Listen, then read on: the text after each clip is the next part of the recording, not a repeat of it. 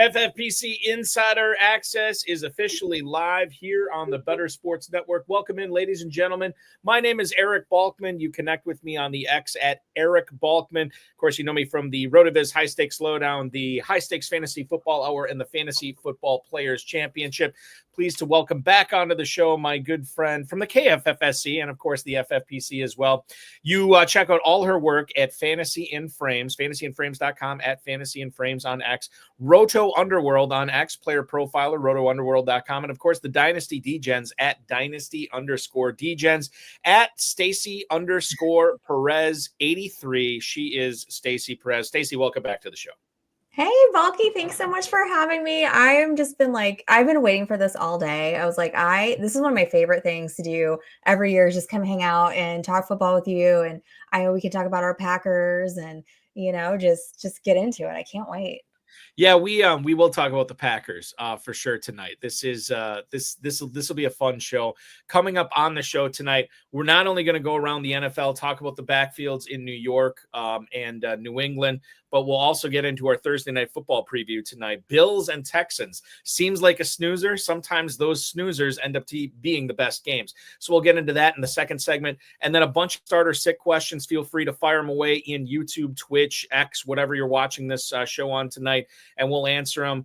We do have some regarding Kareem Hunt, Jacoby Myers, Jauan Johnson, and Baker Mayfield. So that is all going on the show tonight. Now, Stacy, I was going to try to get this right at the top of the show. I knew I wasn't going to. So I'm going to ask you again, as far as when you are live on the interwebs, on internet streams, who are you doing them for, and when can people watch you? So I am live on Sunday mornings at 11 with Dynasty Degens. We stream over on Player Profiler Plus, and we do like a start-sit show. It's a Sunday tailgate. And I have a different guest on, and we, just do all the start sets, last minute fantasy stuff, all the breaking news that's going on. And then on Monday nights on Fantasy in Frames, I do the waiver wire watch party. I have to say it very slowly or I'm going to mess that up. During Monday Night Football, we kick off at 8, kind of hang out, watch the game, talk waivers, just, have a lot of fun, talk about the Sunday action from the day before, and, just kind of catch up on what's going on in football. So the two times you're live, what time does the show start? The Sunday morning tailgate, what time does that start Sunday mornings? 11 a.m. Eastern. 11 a.m. Eastern. And you go right up until 1 o'clock? No, we stop at noon. That way, everybody's got time to go, make those last minute changes and everything. And yeah. And then 8 p.m. Eastern time on Mondays. Yes. Okay, perfect. And then once a year, 7 o'clock p.m. Thursdays on the FFPC Insider Access show. Yes. So let's get into it tonight. So one of the things I always love to do is start off the show with something we haven't talked about at all, or that's not listed on the rundown at all. And I want to lead things off here tonight with do I have any? No, I'll tell you what. Let's just go back to what I got here to lead things off. Let's talk about the Giants backfield. Because they went against our Green Bay Packers this past week. And quite frankly, Tyrone, Tracy, and Devin Singletary both put up startable numbers against the Packers Sunday afternoon. 19 carries for 88 yards, 4 catches for 51 yards for Tyrone Tracy. He did not get into the end zone, but it seemed like if there was one back that they were favoring, it seemed to be Tracy. Now, I have my thoughts, and I'll get your thoughts on the Packers' rush defense. I think it's a little bit overrated. I think that it was really evident that they're struggling to get off the field. It seemed like every third and fourth down, the Giants were converting. And as a result, the Giants were able to execute their game plan, shortening the game up and giving them a chance to win until they inevitably got Jameson at the end of the game. But I want to bring up Tyrone Tracy here because this week the Giants go to Detroit, right? He is the guy I like better than Devin Singletary in this backfield, but I feel like even flexing him out, I think you're playing with a little fire here against the Lions. How do you see Tracy right now and sort of the state of this Giants backfield as they head into Motor City? Yeah, I mean, I think definitely Tracy is the guy there right now. Devin Singletary, I guess they're gonna have to use him a little bit since Scadabo's out. Otherwise, he would be kind of completely irrelevant. But I don't like either one of them this week. Not against the Lions. Lions are giving up the fewest rushing yards fewest rushing fantasy points in the league so far this season. And they're at home. I just feel like and they're coming off a couple of really bad games for the Lions. So I just feel like they are really going to get up for this game and just kind of make a statement, show that they are back. I don't think it's going to be a good outcome for the Giants this week. And also, I was kind of thinking about this, Balky.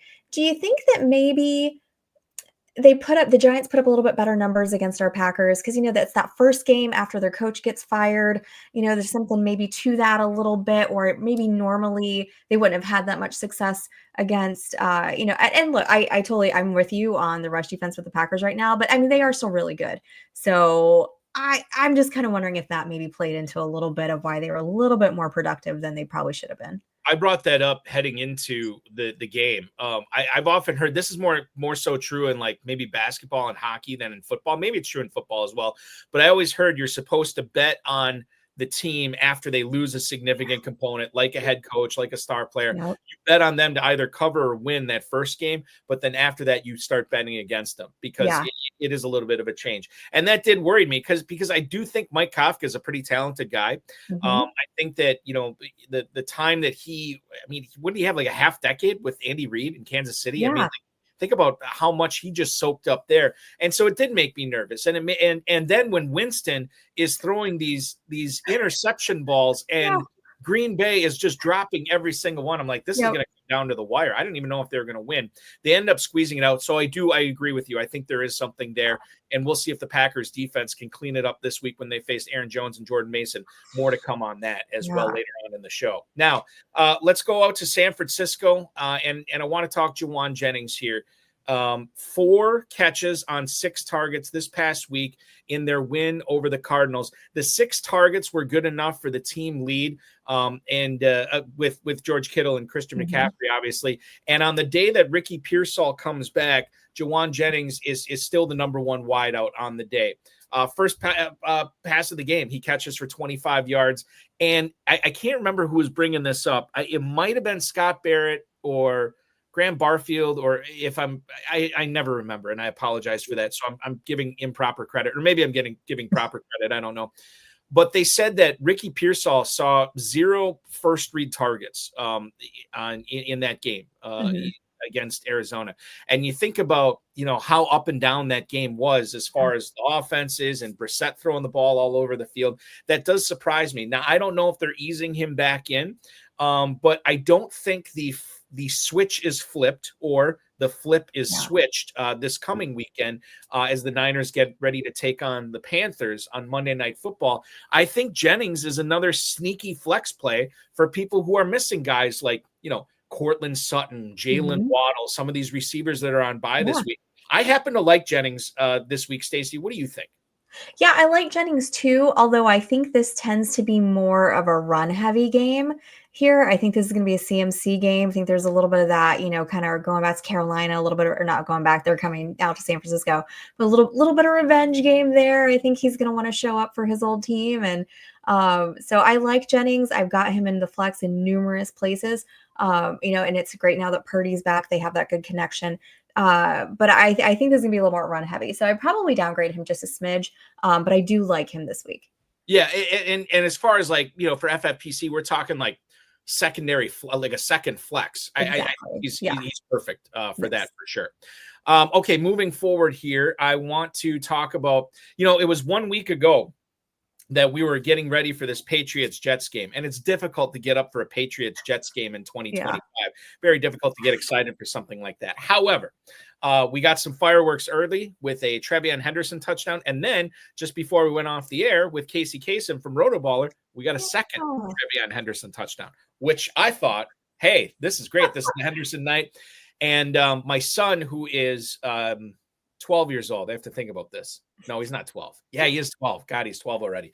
He and I share a fantasy team with one of his with his buddies or whatever. And he has Henderson on that team, and we started him that night.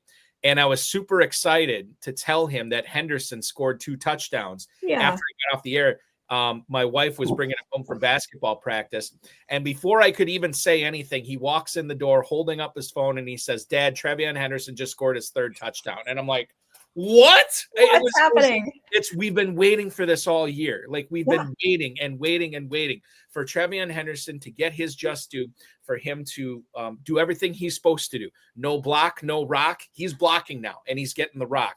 Obviously, the Rhamondre Stevenson thing played a part in Henderson getting all those touches, getting all those carries. And kudos to Josh McDaniels and Mike Vrabel for not letting Terrell Jennings get in the way of the game last week, which I think was a little bit nerve-wracking for all of us. Now, you think it's over, Stacy. It's not, because we got to go through this again.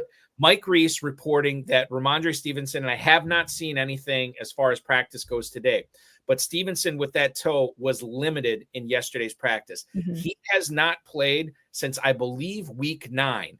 And the fact that he gets in a limited practice on Wednesday, you probably are, I'm thinking at least he's more on the optimistic side of questionable, but you can't recork the wine. You can't put the toothpaste back in the tube, or can you, considering the coaches we're dealing with? I love Henderson this week. I'm going to be playing him everywhere, but there's a little bit of pucker that goes to that. I'm a little bit nervous about inserting Henderson in my lineups. How do you think this situation is going to go when New England takes the field this week? Okay, so if Rhamondre, if Stevenson is cleared, if he's active, and I have him on a league, I am probably starting him against that Cincinnati defense, right? They're so soft against the run. Against the air, different story, but they are so soft against the run. So I feel like this is going to be a big whoever it is in the backfield for New England day. Now, I mean, I've been saying this, this season, you've got to find yourself somebody, Balky, that is going to look at you the way that Mike Vrabel looks at Rhamondre Stevenson, okay? Because he can do no wrong. He can do no wrong in Vrabel's eyes. He can fumble the ball 800 times, does not matter. He's still going to throw him back out there. So if he's available, if he's active, I'm starting him. But I'm still starting Henderson too. This is a great matchup. I feel like you could probably start both of these guys going forward. Are we going to have some questions about who is it? Is it going to still be Henderson? Is it going to go back to Stevenson? We don't know. But this week, I think you start both of them if they're both active. Shout out to our producer, Sean Engel, tonight, stating that Stevenson was indeed limited in practice today as well. So back-to-back games with a limited practice. Now, what about if you play in a closed 12-team league where it's more important to carry your own handcuffs rather than a big national tournament like the FFPC, KFFSC has to offer? If you have Stevenson and Henderson, you just said they're both startable. Ooh. Are they both startable on the same team? That gets a little dicey. Oh, it does. It does. But to your point, it is Cincinnati.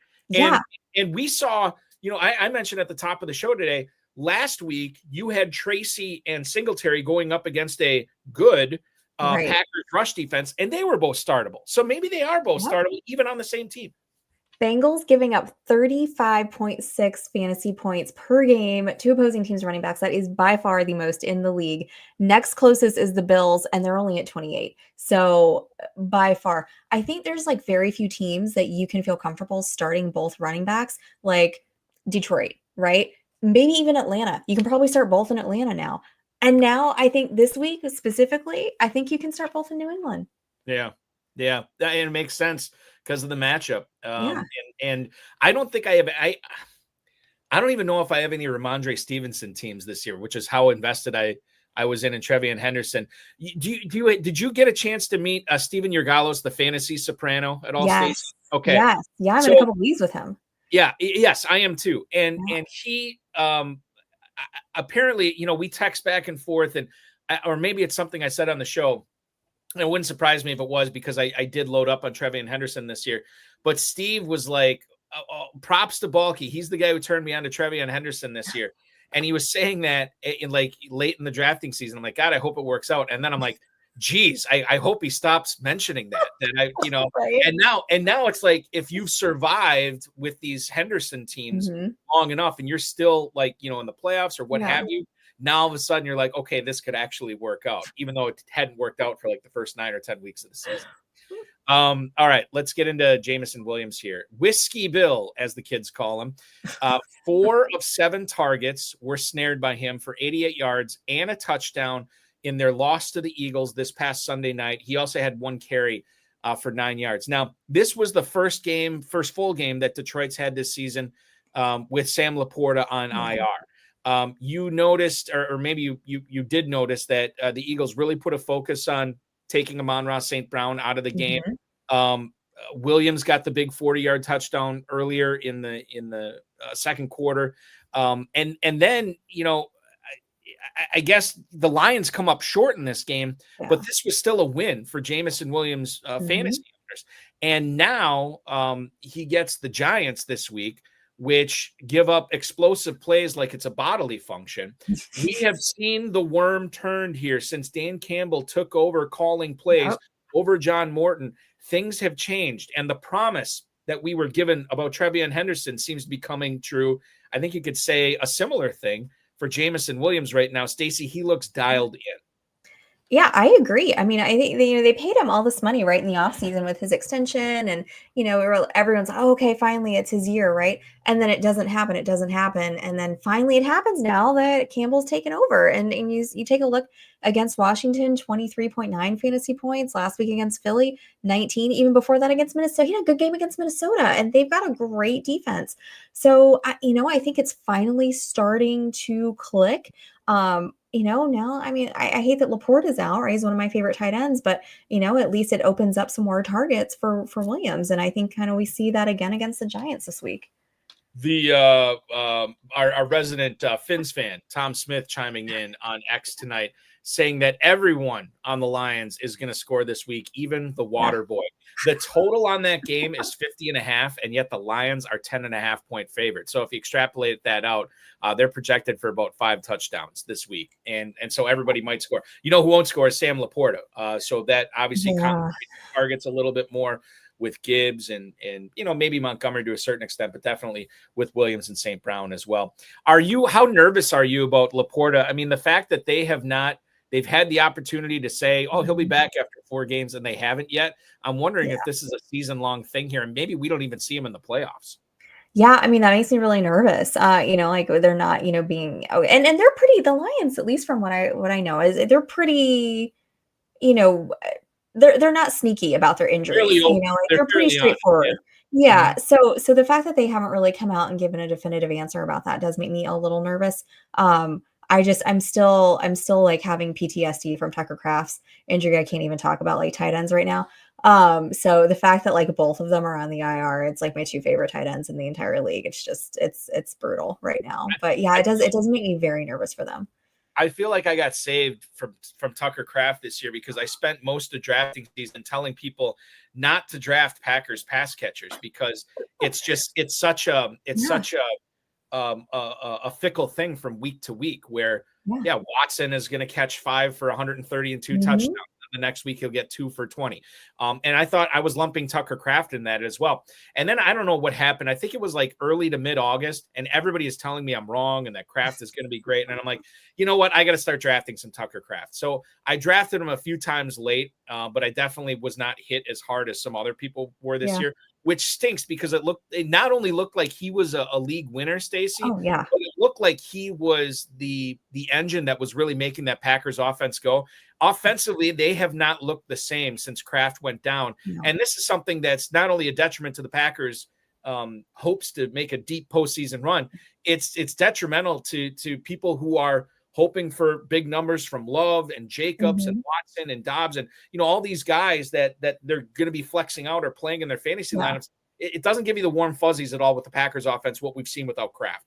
No, it doesn't. I mean, like after the first couple games of the season, I was like, oh my God, we have Micah Parsons. Oh, we're going to the Super Bowl this year. Like this, we look amazing. And then, it just kind of tailed off, losing to the Browns and then just didn't get any better. And I was one of the people drafting Tucker Kraft all year long. I just love Tucker Kraft, love what he does with Yak and everything. And I just think he's a great player. But, ever since, his injury, we just don't have an answer for that. We don't have an answer to how are we going to replace, the production that he brings. And right now, guess what? It's not Luke Musgrave. He's not able to produce that. Although I will say, just not to interrupt you, but I guess I am. I will say Matt LaFleur was asked about that after the game because Musgrave had 3 catches for 30 yards. It was Not great. non-impactful Yeah. Production. And he was asked about that. And LaFleur, I wouldn't say he went off, but he kind of like kept going back to the point, like, we got to get him more snaps. We got to get him more looks. And he basically said, I'm going to have a conversation with our staff about that. I wonder if that was like an Adam Stenavich thing or something where LaFleur actually wanted to utilize him more and he just wasn't out there. So I do wonder if we're going to see like an overcorrection on the Packers part where we might actually see a little extra Musgrave this week. I don't know. I could be reading too much into it, but it was just weird to hear him talk about it like that. Well, I mean, I'm all for that. Like, if that's what it's going to take to get him more productive and get, some more of at least what Tucker was giving us back, give him more targets all day. I'm absolutely, if that works, great. If they do that and it still doesn't really, result in anything, then I think then we know our answer. And the fact that Josh Wiley scores a touchdown from the tight end position for the Packers last week, Musgrave, just rubbing salt into the open Musgrave wound. From Green Bay to Tampa Bay, let's talk about Sean Tucker. Yes. Scott Smith, who covers the Tampa Bay Buccaneers, had this to say after Josh Grizzard or Grizzard. Is it Grizzard or Grizzard? I think it's Grizzard. Well, at least I'm saying it Grizzard because that, to me, I just feel like that rolls off the tongue a little bit better. You're in Tampa too, right? Yeah. So you're the expert on this, much more so. Go Grizzard. And he's from like Lizard Lick somewhere. That's like the town that he's from too. Like it's very interesting. Grizzard from Lizard Lick. Yeah. Whatever. I don't know.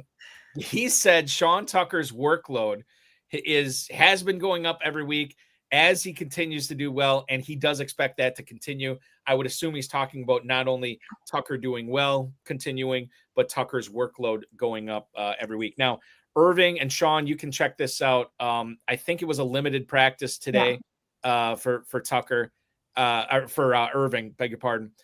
So we don't know what the actual breakdown is going to be. This is a game where the Buccaneers have to travel across the country to take on a fairly tough defense in the Los Angeles Rams. I'm kind of hoping for the people who are counting on Sean Tucker this week that Irving doesn't play. Because if Irving is active in this game, what a cluster F if between Sean Tucker, Bucky Irving, perhaps splitting carries. And Stacy, if we wide scope this, because of Tucker's performance, this is going to cause problems not only in week 12, but going forward, because this could be a really muddled backfield from what was fairly clean at the start of the year. It's clear as a cloud or clear as as fog right now. Well, it's like, how much do we hate running back by committees, right? And now let's make it 3. That's horrible, and they're all 3 talented in their own in their own ways, right? From what I've been hearing, like local radio here, is that he is practicing on a limited basis, Bucky Irving, but he's not going to be active for the game on Sunday night. I mean, fingers crossed, we'll see if that's but that's the way it looks like it's trending anyway.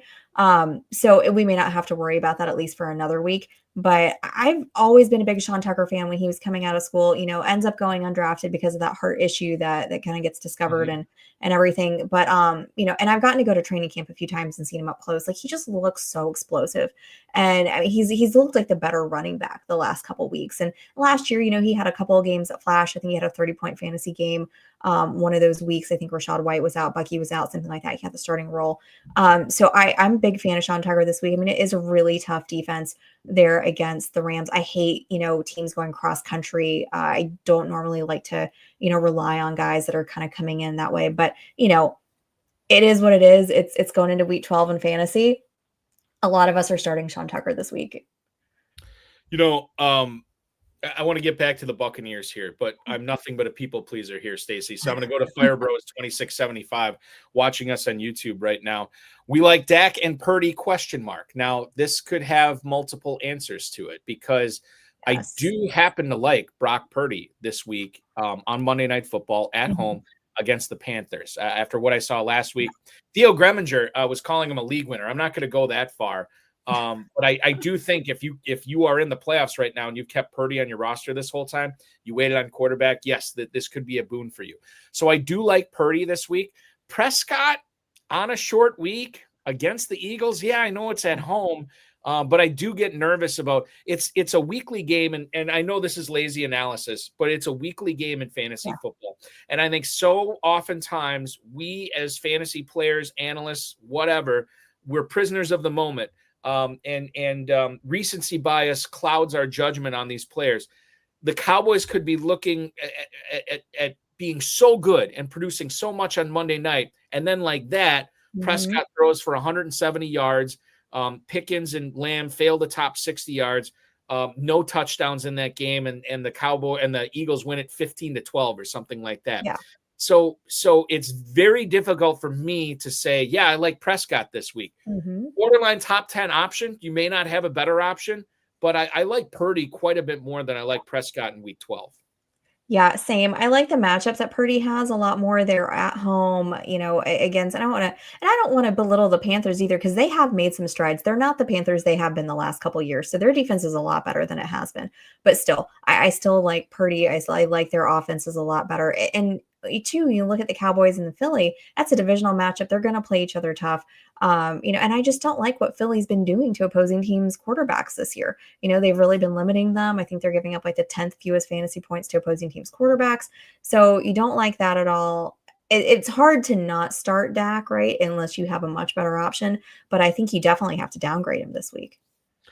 Fire Bros, you're very welcome. Hopefully it works out for our analysis on Purdy versus Prescott. Getting back to the Buccaneers here, Stacy. Andrew Erickson, and I'm going to butcher this. Andrew Erickson from Fantasy Pros on a podcast this week was talking about there was a safety that was hurt, and he's still beat up coming into this game against the Buccaneers. And because he missed last week's game, the Rams were down a safety. They were forced to play one of their backup safeties. And A.J. Barner ended up having a pretty good game for Seattle against Los Angeles. Like, I don't know what it was, like 7 targets. He caught like 6 of them for 40, 50 yards, which, on the surface doesn't sound great, but tight end premium scoring, I mean, that could be a difference. And you look at Cade Otton this week, who is coming into this game, granted, off a poor game. He saw 5 targets. He catches 2 of them for 28 yards against the Bills. Cade Otton has the most targets, receptions, and yardage of all NFL tight ends this season that have not scored touchdowns. I think this could be the week. I like him against the Rams. I don't necessarily love Baker Mayfield in this matchup, but I think Otton could return good fantasy value. He's a player that I would think in FFPC tight end premium leagues, I'm not going to say must start, but Stacy, I think he's darn close this week. I think there's a lot of guys that I would not start. I would start Otton over, I think, at this point. Given the situation there, we are missing so many people in Tampa. I was just taking a look at target share percentages, and over the last 3 games, Otton's target share percentage has gone from 15.6 all the way up to 23.9 over the last 3 games. That is right behind Emeka Egbuka. So he's the number 2 option right now for Mayfield. Mayfield, trust him. He's a big body guy, can get out there, grab the ball. Gives him that other option there. So I really do like Cade Otton this week, especially in that tight end premium format. There's just not too many people I feel more confident starting over Cade Otton, I think, this week. Shout out to okay, so I'm gonna do this first. Shout out to our man Albert Marroquin 602, who said Quentin Lake is the safety that Erickson was referring to. Quentin Lake played 32 of 84 snaps against the Seahawks before he dislocated his elbow, now had surgery, and he's placed on IR. So he is not playing this week. Another reason to like Otton for sure in this. And then also Sean Engel, our producer tonight, Rondé Barber, Buccaneers legend, who I believe covers the team. He does. Right? Yeah. Okay. Yeah. And he's saying that Irving is going to be listed as out for week 12. So that clears things up a little bit with Sean Tucker. I always bring this up. Dan Williamson from Player Profiler, your colleague there, Stacy, who hosts the Fantasy Empire podcast. He said this last year, but I think it still rings true because he is not a Rachaad White guy. And he says the 3 running backs in the Buccaneers backfield are Bucky, Tucky, and Sucky, referring to Rachaad White. And so he is, and like, I have White on a few KFFSC teams. And at this point, Stacy, I'm just keeping him around just in case that, like Irving isn't ready to come back next week and maybe something happens to Tucker. Like White is now basically a handcuff, right? He's an injury away type guy. I can't give any reasons to keep him on your roster other than the contingent upside. No, and he has put up some real stinkers the last few weeks. When he has been hurt, the first few weeks of the season, like he's had some games where he's popped, and I have him in a bunch of leagues. In my leagues where I was like holding off on running back, he was one that I went after. Because he actually and this was kind of why I justified it, was he had, I think, 6 receiving touchdowns last season, which was by far more than any other running back within his range of where you were drafting him had. And so that was kind of an upside play for me, was to go grab him for that, kind of potential there. But yeah, he's not looked great at all. And especially with Sean Tucker coming on and just, kind of cementing his role, I think is, going to be going forward running back too. There, you have to hang on to him. It's that time of season, right? Especially if you drop him, you can't go back, get him later or anything like that. So you're hanging on to him, but you're not going to start him. Our mutual friend, Adam Krautwurst, always says, never drop a running back. Yeah. Never do it. It always comes back to bite you. I shouldn't say always, but it usually comes back to bite you. Back to Tom Smith on YouTube. Any chance Michael Wilson has a decent game this week with Marvin Harrison Jr. out again? Yeah, we found out yesterday that Harrison has already been ruled out for week 12 against the Jaguars. And the fact that he is ruled out this early, I think you can start looking at like, God, is he even going to be available in week 13? Michael Wilson, 15 catches, 185 yards, which, by the way, to the surprise of no one, is more catches and yards than Harrison has ever had in a single game. Now, the Cardinals are throwing it a ton. I don't know how much that changes if Trey Benson comes back this week or maybe in weeks going forward. But Brissett, I paid through the nose for in a couple of dynasty leagues last night because I needed to have a guy like this on my roster, especially with Michael Penix being sent to IR. I had no answers for backup quarterbacks in those leagues. So when we look at it from the standpoint of Michael Wilson, bringing it back to that, I don't see a reason that the Cardinals just go back to running the ball. This is how their bread is buttered. It's Jacoby Brissett throwing the ball all over the field. I love McBride this week. I like Michael Wilson. So to answer Tom's question, any chance he has a decent game? Yes, I think there's a good chance he has a decent game. And I also think there's a solid chance he has another good game. I don't know about 15 for 185, but I do like him this week against the Jags for sure. Yeah. Oh, same. Absolutely. I mean, I don't think he's going to 185 yards again this week, but I do think that he's going to have a really great game. Besides Trey McBride, he's going to be the guy there. I think we're going to probably touch on Dortch here in a little bit, but yeah, I really do like Michael Wilson this week. I think he's just a phenomenally talented, receiver. He's had a lot of injury issues, coming out of college and everything that he's dealt with, but it seems like he's finally healthy. He's really connected with Brissett, and Brissett has kind of come in and just kind of been that guy that, what would they say, like a rising tide lifts all boats. Like that's exactly what he's done with this offense. It's looked night and day better than it has with Kyler Murray. And I mean, you think you can take a look at the stats with Trey McBride, how he was never getting in the end zone with Murray, and now he's had 7 touchdowns this season. So yeah, just all day with the Cardinals, Wilson, McBride, all those guys. I want to ask you the question on Twitch we're getting from Vivi Machito. I think that I'm pronouncing that right. Vivi Machito. Yo, should I start Jordan Addison or Alec Pierce? Jordan Addison going up against the Packers at Lambeau Field. Still up in the air. I may or may not go to that game. Versus Alec Pierce, who is at Arrowhead. And I have made up my mind. I will not be at that game this week.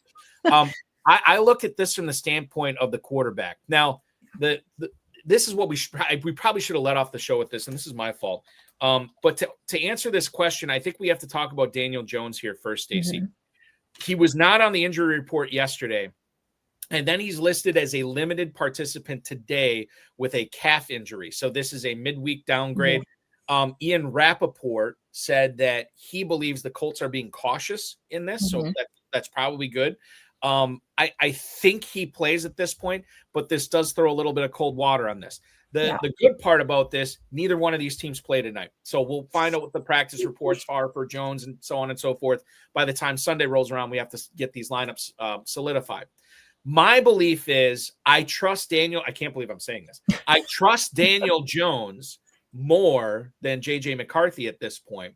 And the fact that Alec Pierce has been so prevalent in the rise of Daniel Jones to, being a quasi MVP candidate right now, it's tough for me to say, yeah, no, I like Addison better than Pierce here. I think I would play Pierce, assuming Jones is active for this game, which I think he will be. Assuming he's active, I would play Pierce over Addison. What would you do? Yeah, I mean, well, first off, you have to refer to Daniel Jones as his alter ego, Indiana Jones, which makes him much cooler than Daniel Jones. I do like Pierce more than Addison this week. I don't like what I'm seeing out of JJ McCarthy at all. Don't care for that. I think you've seen like a definite downgrade in how Jefferson's been able to produce. Addison too. It's affected both of them. So like Kansas City is going to be a tough defense. That's going to be a tough matchup for the Colts. But I still think, given the target share, I mean, he's kind of pushing. Alec Pierce is kind of pushing, for wide receiver one there against Michael Pittman. He's taken over a lot of that target share lately in the last several games. So I got to go Pierce on this one. I think right now, just go with the hot hand. Somewhere your cousin Farrell Elliott's head is exploding right now with this Michael Pittman sacrilege blasphemy that we're hearing. But I think you're right for what it's worth. Numbers are what they are. Yeah. So I think it's Pierce over Addison, and we'll stay on Twitch here with Explubbu, if I'm pronouncing that right. Hey, Kenneth Walker or Quinshon Judkins this week. Kenneth Walker at Tennessee. We'll talk more about Walker later. I have some thoughts on this. Quinshon Judkins at Las Vegas.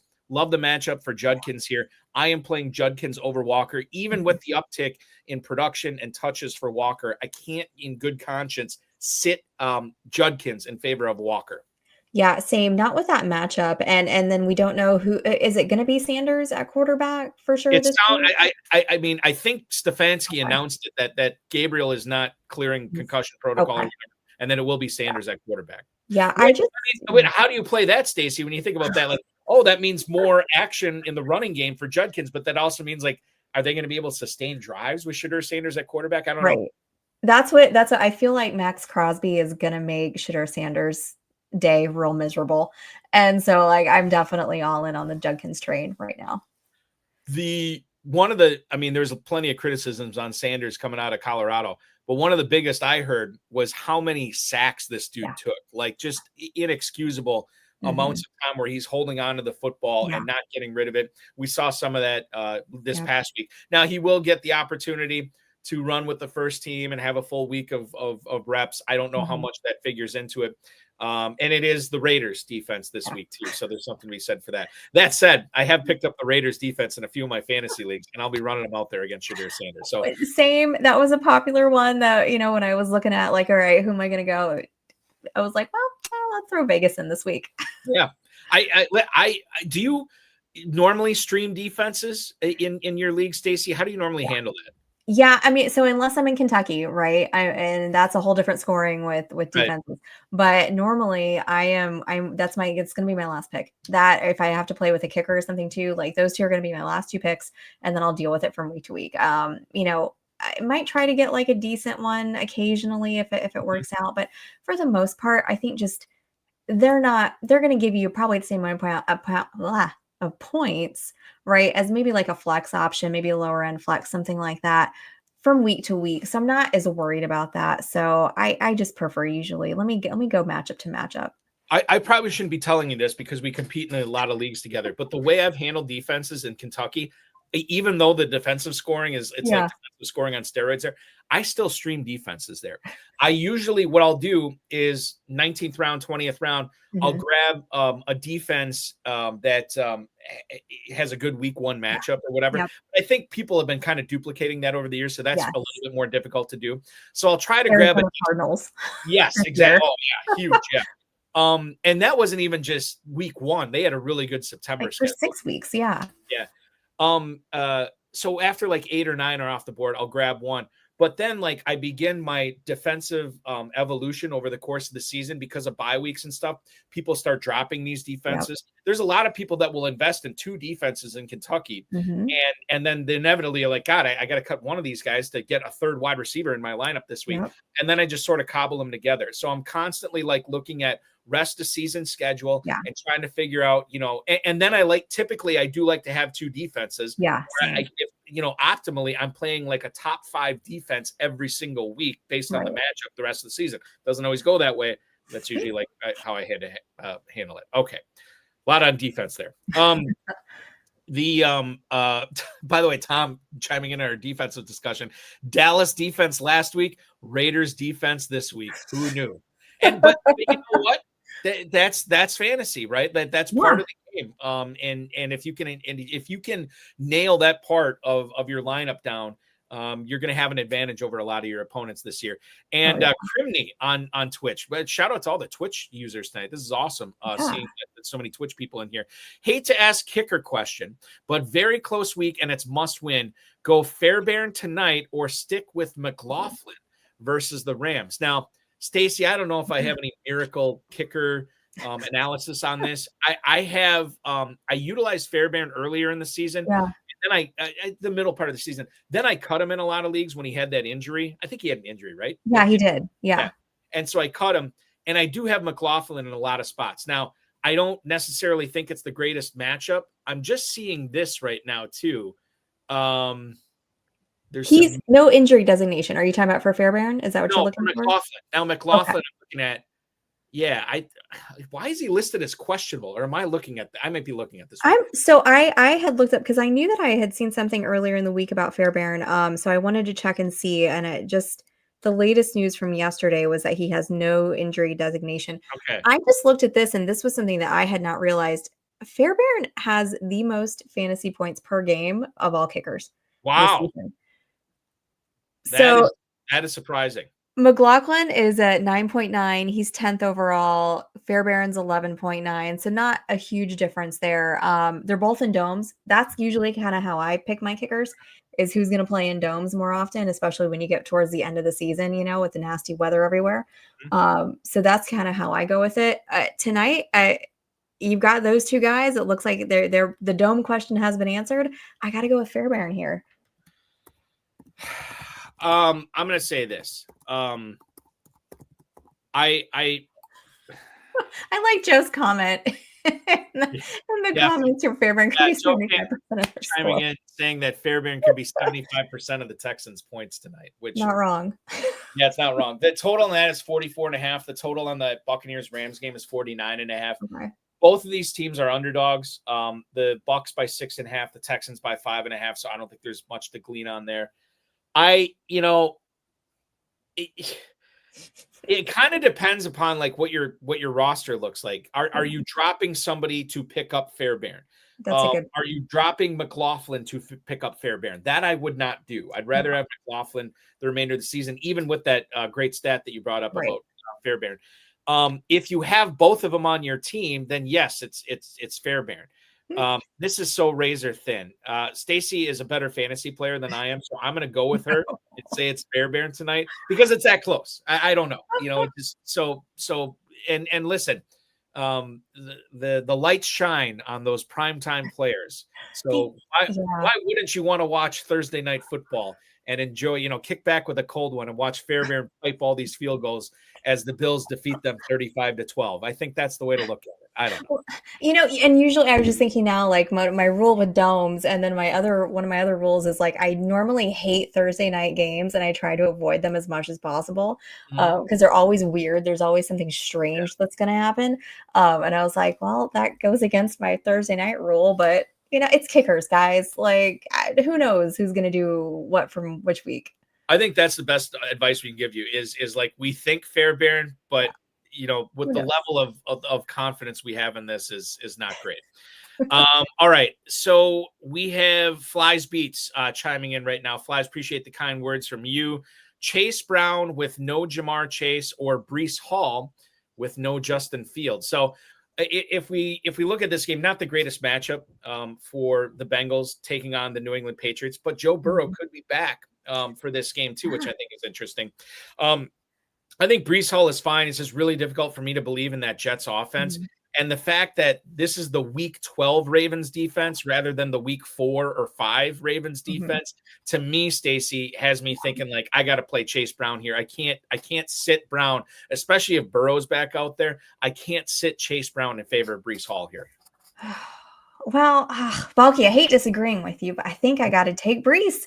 Right. I don't like Chase Brown this week against the Patriots. They are giving up, I think it's the fewest rushing yards per game this season. I saw a stat, I think maybe 2 weeks ago, that said the only running back so far this season that had managed to get more than 50 yards on the New England defense was our one and only Sean Tucker. Bijan couldn't do it. There's a whole list of, your top tier running backs. Not one of them had been able to do it. The only one that could do it was Sean Tucker. So that to me says, you know what, Chase Brown, you're not having a great season anyway. You've been pretty disappointing. I think this is going to be, we're throwing from behind a lot during this game. So I'm going to go with, I'd rather have the Cincy pass catchers than I want anything to do with their backfield. But is Chase Brown not a Cincy pass catcher? Oh, fair. Touche. Yeah. No, I don't know. You could be right. Cause here's the thing. You could be right and wrong at the same time, where Brown gets like 35, 40 rushing yards, but he catches 7 balls for like 60 yards. Yeah. Too. And a touchdown. Who knows? And a touchdown. Who knows? Yeah. The total on that game's 50.5. And Cincinnati is obviously going to have it. We say it's a negative game script for Chase Brown, but because how involved in the passing game he is, then maybe it's not a negative game script. Now, to throw another pepper in the gumbo here, this is Burrow, or it could be Burrow, not Flacco. Yeah. And Burrow, I think, is talented enough where he doesn't need to necessarily check it down as much as Flacco does, right? Yeah. But Burrow won't have Chase. So then do you, if you're Cincinnati, if you're Zach Taylor, do you design stuff for Chase Brown to get more involved in the game? Do you get these screen passes to him? Do you utilize him, over the middle just for the quick 4, 5, 6 hitters, 4, 5, 6 yard hitters? I don't know.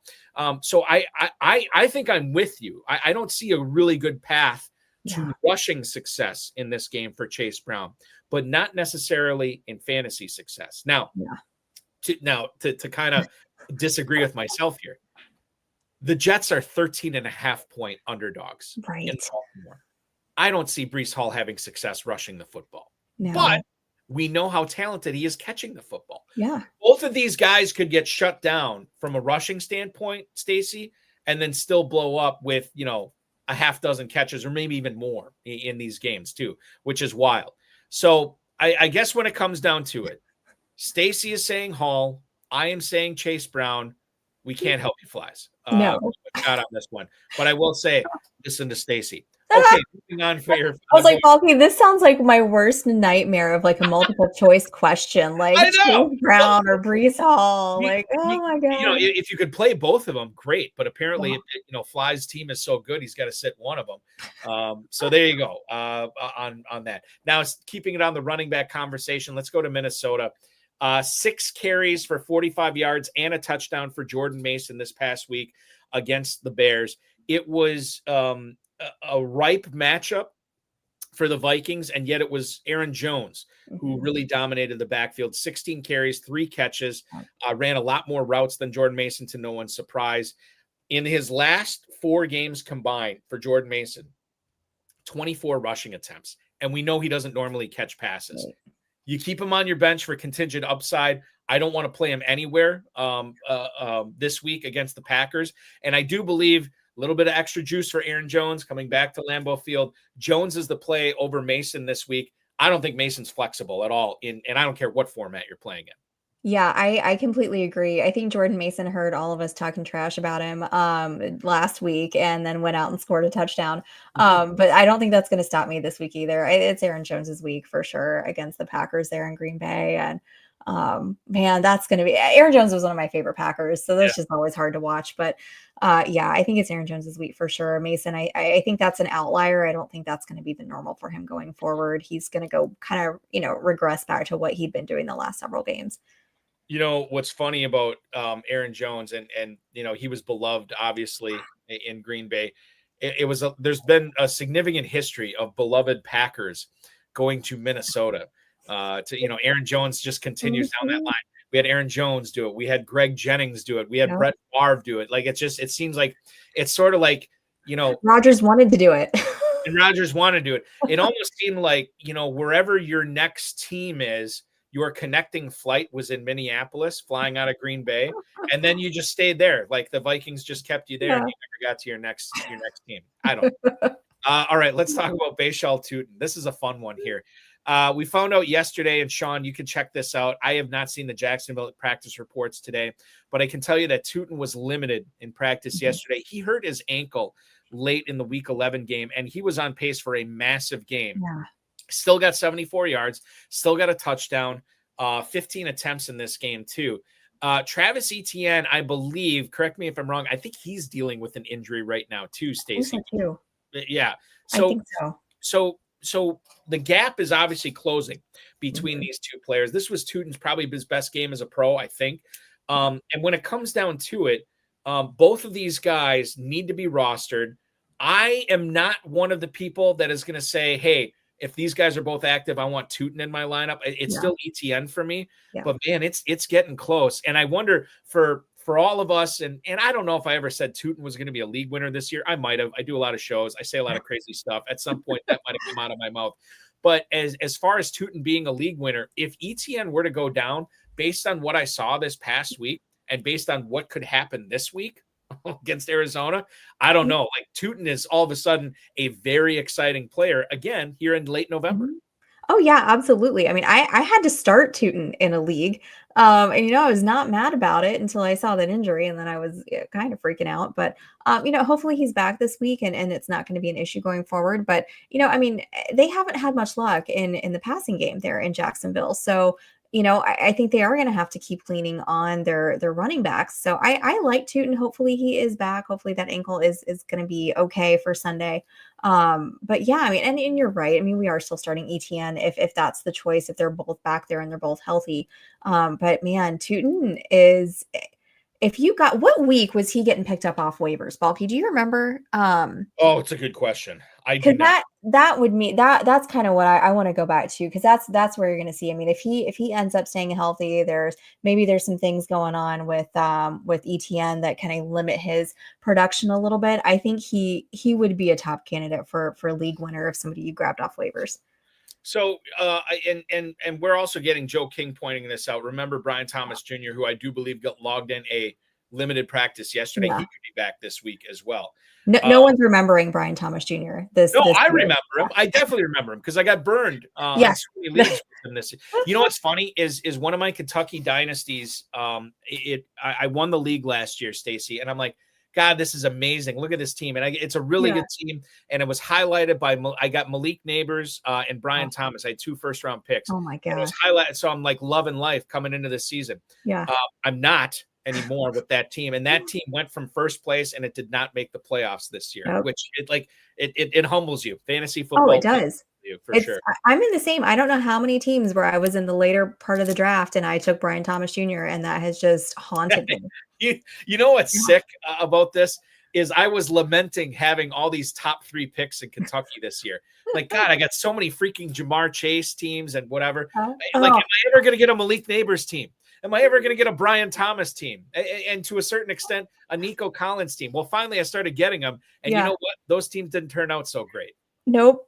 I'm not ready to talk about Nico either. I'm so overexposed on Nico Collins. It's working out now. It's okay. But, most of those teams are dead anyway at this point. So for more analysis on Nico Collins, stick around because Stacy is going to be talking about Collins, some of these other Texans wide receivers, and we'll talk about what's going on with Khalil Shakir and maybe more importantly, what the heck is going on with Keon Coleman. Our Thursday night football preview is up next here on FFPC Insider Access on the Better Sports Network. Stacy Perez, Fantasy and Frames, Player Profiler, Dynasty Degens. I'm Eric Balkman. Stick around. We give you our Bills-Texans preview right after this. Folks, let me talk to you about my favorite weekly platform to play on. We all play Dynasty and we all play Redraft, but we got to find some place to play weekly. And the FFPC Weekly Challenge is my favorite. If you're like me and you're tired of the constraints of salary caps or having to do a draft to make a team, or even having to play against these people that are stacking up the same team, stacking up certain games, and you feel like you have to put in 1 million entries or have to have those certain stacks to win, then come play over at FFPC. really the only main rule that you have to deal with is that you cannot select multiple players from the same team. I'm going out and I'm trying to find the best of the best of the best players and put them into a lineup. And that's what you can do over at my FFPC. You can go out and you can take the number one running back in Bijan Robinson, and you can also have Saquon Barkley. As long as they're not in the same team, you can put them all into a lineup, right? And there's 4 flexes for this, so there's a lot of flexibility. There's 2 different contests, one that has kickers and defenses, one that's just position players. Then you also have a bunch of different price points you can play at: $35, $100, or $200 buy-in. And you're going out and you're just picking the absolute chalk plays, maybe sneaking in a little bit of a sleeper there, somebody that you think can really blow up that week. And that's how it works. It's one of the best contests out there for the sharpest gamers. And when you win on the FFPC, people take notice. That is where the best high stakes games are. That's where the best experts play. And that's where I play, because I want to be an FFPC champion and put that title on me, put the money in my pocket, and put that in my bio. FFPC champion. And the FFPC weekly contest is the best place to play during the season. We want to remind you, as Andrew Cooper just did from Fantasy Alarm, that the FFPC Weekly Challenge Thursday version, as well as the Sunday version, the Thursday version is still live for about another 20 minutes or so. There's no draft. There's no salary cap. You're just picking 10 players or 12 players if you want to play with kickers and defenses. And then you just let them go. The only thing is you can't have the same player on the same team. If you want Josh Allen, you can't have James Cook. If you want Dalton Schultz, you can't have Nico Collins. You can win up to $2,500, 10, 30, and 100 team contests available now. MyFFPC.com. That is MyFFPC.com to play in the FFPC Weekly Challenge. This is the FFPC Insider Access Show live on the Better Sports Network. Thanks so much for hanging out with us, downloading this, streaming it. Whatever. I don't know if I ever made the formal announcement, but about 3 months or so ago, our wonderful producer, Sean Engel, started sending me the audio for these shows. So in case you're not a viewer and you like to consume your podcast in audio form, you can get this pretty much anywhere you get podcasts as well. That'll be up sometime tonight. So check that out in case you're watching this and you're like, God, I wish they had audio on this. Shout out to Mason Spain, who kind of put that idea in my head, a longtime FFPC and KFFSE player. So that is available now, thanks to Mason Spain and some other people who had asked for it as well. Okay. Thursday night football, Miss Stacy Perez from Player Profiler, Fantasy and Frames, and Dynasty Degens. Let's talk about Josh Allen. He had a massive week last week. At right about the point, I think people were starting to regret utilizing a high pick on him. He throws for 3 touchdowns. He rushes for 3 touchdowns. When you look at his remaining schedule, when you look at what, quite frankly, maybe schedule doesn't make a difference with Josh Allen because of how talented he is. Is he about to go on a run? Is he about to do something that is going to cause us once again to draft him high in 2026 drafts because he's going to help us win a lot of cash down the stretch of the season? How do you look at Josh Allen, not only tonight against Houston, but for the remainder of the 2025 campaign? So I think you're right. Like, I'm not looking at the schedule necessary. I'm looking at what month is it? Because in November and in December, right now, Josh Allen's career record, he's got 12 wins, 4 losses in November, and he averages about 41.4 rushing yards per game in November as well. And then if you move to December, he's got 21 wins and 9 losses there. And his performance tends to be a lot stronger in the later months of the year. And, his rushing yards usually bump up from November to December. So that's what I'm looking at. So historically, that's kind of what he's done. I don't see any reason why that will change this year. So I am counting on him to go on a run in a few of my leagues here. I'm hoping that history will repeat itself again for him. I looked at the schedule just now, and again, it's Josh Allen. It may not make a difference, but this tonight, you get the Texans in Houston. You have to go on the road next week, but you're coming off the mini bye to Pittsburgh, which granted has been playing better defense, I would say, over the last month or so. You get the Bengals at home. Yum, yum, give me some. That's going to be great. But then you go to New England, you go to Cleveland, and you host Philadelphia for the championship week sprint. I don't know if that's great, but I also can tell you probably don't have a better option, and you're still rolling Josh Allen out there. James Cook is a player that I was down on this year. I think because of the contract situation.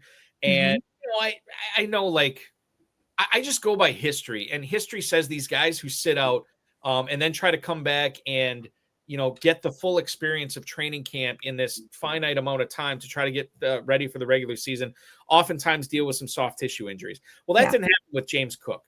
He's been unbelievable for the majority of the season here. I will say this. If you look at what Cook has been able to do this season, he's just under 1,000 yards rushing, which is pretty impressive considering we're not even to Thanksgiving yet. If you look at his game logs, part of the reason was he went back-to-back weeks, 216 rushing yards and then 114 rushing yards. Failed to top 60 against Miami, failed to top 50 against Tampa. Is this going to change tonight against Houston, a tough defense? And given how far we let him slip in high-stakes drafts this year, Stacy, do you think that he has the potential, or what's his level of league winnerhood? Like, is it likely to happen, not likely to happen? How do you look at James Cook tonight and for the rest of the season? So I like James Cook quite a bit, actually. And if you take a look at like, where did we draft him? Like, I think he was going around like running back 13 or so back, during our seasons, gearing up in our drafts and everything. And so right now, if you look at, okay, here, what is his production? I'm on Fantasy Pros right now. He's putting up, let's see, 18.3 points per game in PPR formats. So the only players that are outproducing him at this point, Jonathan Taylor, McCaffrey, Achane, Robinson, and Gibbs. So for a player that you drafted as running back 13, and now he is giving you this kind of production, to me, that's kind of a league winner there, because you passed on some of those big names, right?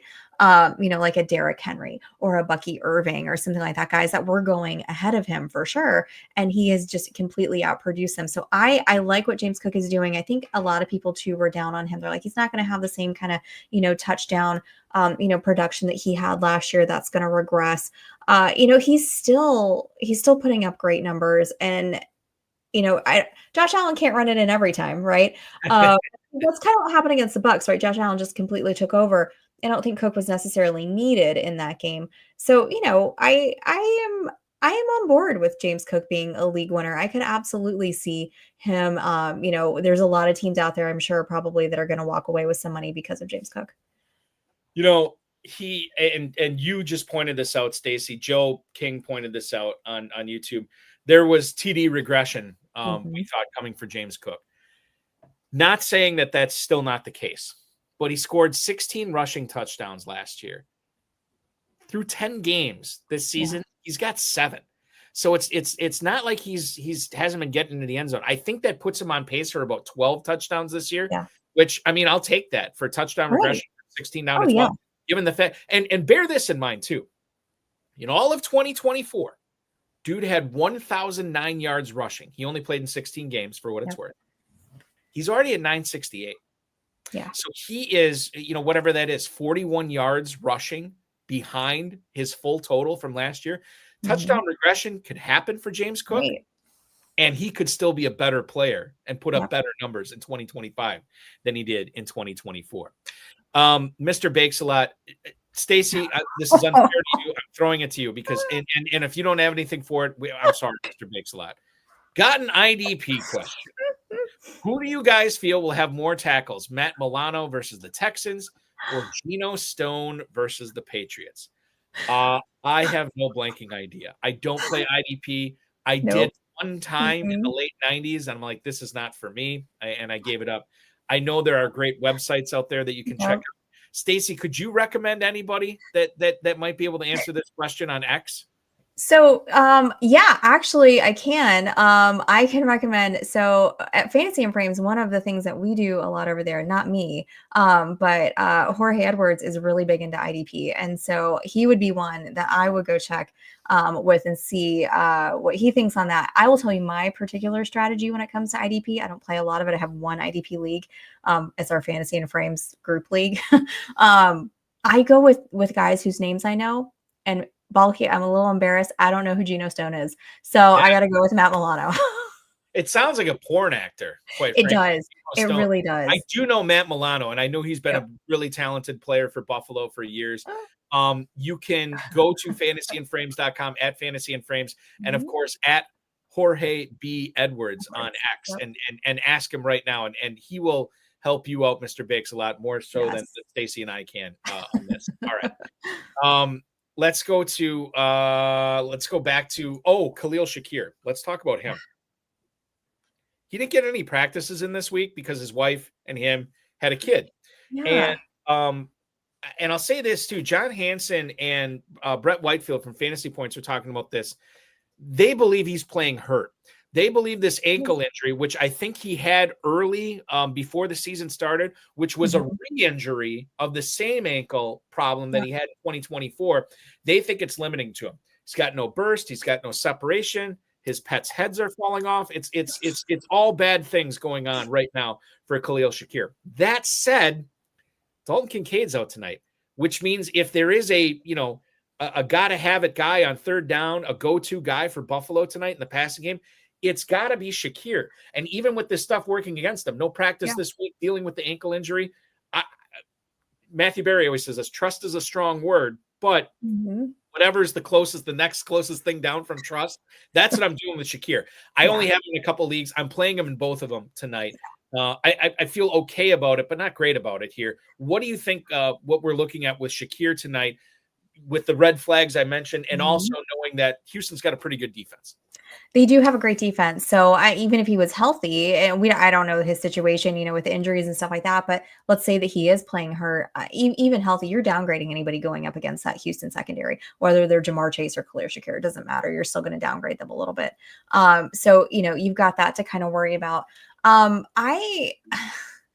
If it's not Shakir, I don't know who it is, because we're certainly not going to go pick up Josh Palmer. And beyond that, there's not too many other options there in their, in their passing game. So, Shakir, I think you have to trust him here. He's a veteran, he'll be out there, he knows he's a professional football player. He knows how to get open and play the game. So, it's going to be a tough fight for him for sure. But, I still think you're probably in a situation where you probably do have to start him. But lower those expectations a little bit. I'm lowering my dynasty expectations for Keon Coleman. Adam Schefter reported last week that Coleman missed he reported this Sunday morning, but he missed a team meeting on Friday. And the Bills made him a healthy inactive against the Buccaneers this past week. They apparently wanted to play him in his normal role, but then they decided not to based on missing the team meeting. Now, I thought this is a 1 week thing. And then ESPN reported about an hour ago that Coleman was expected to be inactive again tonight against the Texans. This is the third time that Coleman has missed a game in 2 years due to disciplinary issues. He was also held out against the Jaguars in 2024 just for the first quarter, and then the first offensive series this year against the Patriots in week 5. And what stinks is we just brought this up. This is a golden opportunity for him to shine with a hobbled Shakir out there. Nobody else we can trust. I think. Gabe Davis, Balky. They elevated Gabe Davis from the practice squad. And we also have something called Tyrell Shavers out there as well. So I think that Coleman, I wouldn't even trade for him in Dynasty. No. It just makes no sense at this point. He's looking like a massive bust. Tonight, we mentioned our misgivings about fully trusting Khalil Shakir in our lineups. And when you consider Tyrell Shavers, Gabe Davis, Mecole Hardman, you mentioned Palmer, Curtis Samuel, obviously out as well. Right. I cannot find a good, I guess the only player I would consider if I'm desperate and I'm missing wide receivers and running backs this week in a flex is Shavers based on the connection that him and Allen had last week. But I don't even trust that. I mean, it's just, this is wild. And we've, as Packers fans, we hear this all the time. We heard it all the time with Aaron Rodgers. Why can't Green Bay get him weapons? And now we're hearing it in Buffalo. Why can't not Joe Shane. Who's his, what's his name? Brandon Beane, thank you. Brandon Beane, Why can't Brandon Beane get and to the point where he went off on our good buddy Mike Shope's radio station, WGR 550, earlier this season? Like, we're putting up all these points or whatever. And I guess they tried to trade for Jaylen Waddle. It didn't happen. This is bad news for Buffalo tonight against a pretty good Texans defense. To bring it back to my original question, is it Khalil Shakir or bust? And if you were to trust one of these other receivers and start him tonight, who would it be, Stacy?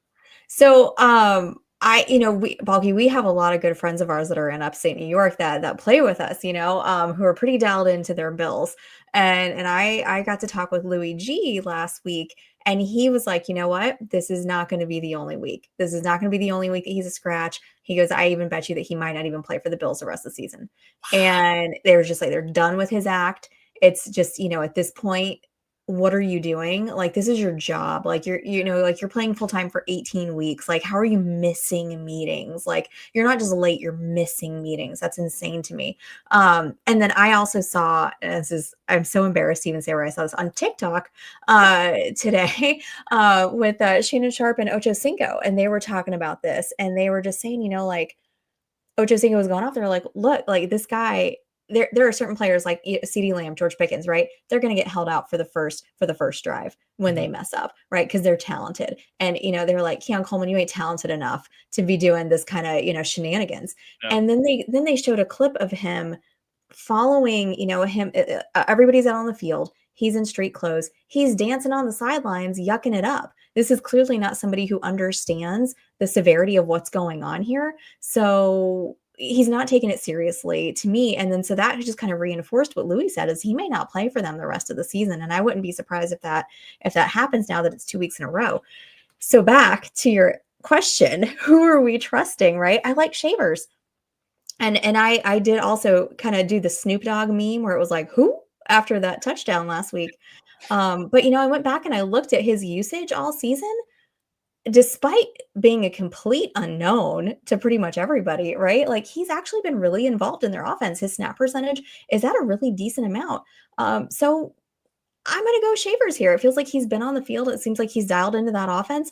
Maybe he's going to take advantage of the opportunity he's now being given because of Coleman not being in the lineup there. And then also, God knows, Gabe Davis, come on. Like, at some point, they're going to end up he's going to get a long pass down the field, go like 80 yards and a touchdown or something crazy. And then the Nets like do nothing. But yeah, I think Shavers would probably be the one that I think kind of steps into this role. Two bold predictions that I don't think are very bold. Gabe Davis will end the season with multiple 3 for 130 and 2 touchdown games. Yeah. And the other bold one, what's going to happen with Keon Coleman. Our good friends in Dallas with Jerry Jones are going to let George Pickens. They're not going to franchise him, which Jerry Jones will give us a big word salad of why he didn't proper to franchise George Pickens. Let him go to free agency. He will sign a massive contract. One of my buddies is saying it's going to be with Tampa. I don't know if that's please no. Oh, George Pickens. Yeah. Okay. Pickens. I'm saying Dallas lets him go. And then to replace him, Jerry Jones trades a 6th round pick to Buffalo after the season's over for one Keon Coleman. And it'll be Coleman next to CeeDee Lamb, which, I mean, you think Lamb and Pickens get into trouble in Vegas. What do you see Keon Coleman? Right. All right. So Dawson Knox, we have to talk about here tonight for FFPC tight end premium league. Stacy, no Dalton Kincaid. Do you believe that Knox is a decent play here? And then I'll bring this up as well because I think he caught a touchdown last week. This tight end for Buffalo, and I'm the name is escaping me. I'm trying to Jackson Hawes. Jackson Hawes, thank you. I always want to call it Spencer Hawes after the old center for the Sacramento Kings in the NBA. Jackson Hawes catches the touchdown here, which maybe gums it up for Dawson Knox. But for people who are looking to start a tight end as their second flex in FFPC leagues, what do you think about Dawson Knox? So, until the emergence of Jackson Hawes, like, I was definitely team Dawson Knox whenever Keon Coleman, oh my gosh, I'm going to think of his name here, whenever Dalton Kincaid is not on the field, right? He, for the last few years has been a huge red zone target for Allen. So I was kind of like one of those, let's throw an anytime touchdown for Dawson Knox whenever Kincaid misses a game. Now with Hawes there, it does kind of mess it up a little bit. So you kind of look at the last two, games here, that Kincaid's missed against Miami and Tampa, and he hasn't really done much, even though he's been on the field a ton. So I don't necessarily love it. I think without Hawes there, I think he's an automatic start, especially in tight end premium without Kincaid. Yeah. But I don't know that I can kind of support that with Hawes in the mix right now. The fact that he was involved last week and the fact that this is a tougher defense tonight, I think like that those are two things that have me breaking ties against Dawson Knox tonight, so I'm staying away from him. Tom Smith has an Andre Yoshivesh question. We're going to get to that. Driver 1036 on Twitch. I will get to the Jayden Reed discussion here in a little bit as well, because I think it's important to bring up. Before we get to that, I want to talk about the Texans briefly. Woody Marks must start. Does that descriptor fit Marks tonight against the Bills in a game where he should be out there catching passes from Davis Mills in a game that Houston should be playing from behind most of the game? I wonder how close he is to must start this week, Stacy. For me, he's a must start for sure. I mean, it's a great matchup there against the Bills. I think they're giving up about the second most fantasy points per game to opposing teams running backs. I remember what Devin Achane did to them. So it's not like there's really anybody else back there. They came out and said Mixon isn't going to be playing for the rest of the season. That's not really a big surprise. And Nick Chubb's just a shell of himself. So, and then they released Dameon Pierce today. I saw that news earlier this afternoon. And so, it's Woody Marks' game. It's his backfield right now. And so, volume alone, I think, makes him a must start tonight, especially with that great matchup against the Bills. Are we seeing one rookie receiver out of Iowa State starting to turn it on for Houston? That's Jaden Higgins. 2 for 32, 1 for 28, 1 for 5, 1 for 24, 4 for 32, a bagel, 4 for 34, and then 1 for 4. That was his first 9 weeks as a pro in the NFL. Last 2 weeks against Jacksonville, 5 catches, 42 yards and a touchdown. This past week, 4 catches for 55 yards and a touchdown. He has seen 7 or more targets 3 times this season, 2 of those times coming within the last 2 weeks. What do you envision for Higgins tonight with Davis Mills throwing to him against the Buffalo defense that you usually beat on the ground rather through the air? And then your viewpoint on Higgins, whether he's going to be a fantasy viable guy down the stretch. Yeah, I like him rest of season as a flex option. I mean, you kind of have to remember too, like these rookie wide receivers, when they come in, it takes them a little while to get acclimated to the league. So right off the bat, Emeka Egbuka down here in Tampa is a little bit of a different story, right? But most of these guys are going to take a few games, first half of the season here to really kind of gel with their offense and their quarterback, kind of earn with their way more, onto the field. And that's really what Higgins has done. And if you take a look at the last 2 games, his target share has gone up to, well, not 2 games, sorry, 3 games. Target share has increased by 2 points. Snap percentage every week for the last 3 weeks has just consistently gone up. In the meantime, you've also seen Christian Kirk's numbers start sliding down. And so that to me kind of signals, all right, we've got Higgins. He's kind of taking that next step forward here where he's going to start eating into that role, that wide receiver 2 role that, Kirk has kind of held on to a little bit through the season, but I think he's more cementing himself as that consistent option there for Mills or Stroud or whoever is going to be under center. I think we have to bring up Dalton Schultz here as they are they're kicking off here in Houston right now. Dalton Schultz, looking at his stats this year, it's pretty crazy to see what he's been able to do. 3 for 28, 3 for 29 his first 2 weeks. And then you look at this again, tight end premium scoring, 5 for 39, 5 for 30, 5 for 60, 9 for 98, 2 for 24, 6 for 77, 7 for 53, 6 for 51. I think that, and Farrell was kind of in my ear as he has been the last couple of years against Dalton Schultz. And I feel bad because I should have Dalton Schultz. I could have picked him up easily as my number 2 tight end in just about any league this year, Stacy, and he would have been playable as my starter in several weeks this year. I envision this is going to continue not only against Buffalo tonight, but against Indy, against Kansas City, Arizona, Las Vegas. Some good matchups here coming up for Dalton Schultz. Let me redeem our family reputation here with Dalton Schultz, okay? Because I've been a big Dalton Schultz fan. Definitely, he's top 15 in the tight end position, averaging that throughout the season. Over the last 3 games, and this is just in PPR, I don't have the tight end premium points, he's averaging like 14.3 points per game. His target share on the season was 18.8. Over the last 3 games specifically, it's jumped up to 22.2%, second highest on the team behind Nico Collins. I know I mentioned about Higgins kind of trying to get into that second wide receiver role. He might be the second wide receiver, but Dalton Schultz is the second option behind Nico Collins 100%. And I just looked over at the screen. I had to I needed like some sunglasses for a second over those bright red uniforms the Texans are wearing right now. But big Schultz fan, a guy that you could have snatched off waivers who's consistently putting up good point. I mean, tight end position, it is what it is, right? You're going to have those top few guys that really produce, and the rest of them are going to be kind of mid. But Schultz has been somebody who has broken out of that despite being on an iffy offense with the Texans. So he's somebody that I'm not going to call him a league winner, but somebody that if you grabbed him on waivers, you won that, whatever you paid for him was worth it. What's great about this too is he's doing it with a healthy Nico Collins and with Jayden Higgins coming on, and he's still doing numbers, right? That's another reason to like him. Mm-hmm. They are underway in Houston. It is the Bills kicking off to the Texans.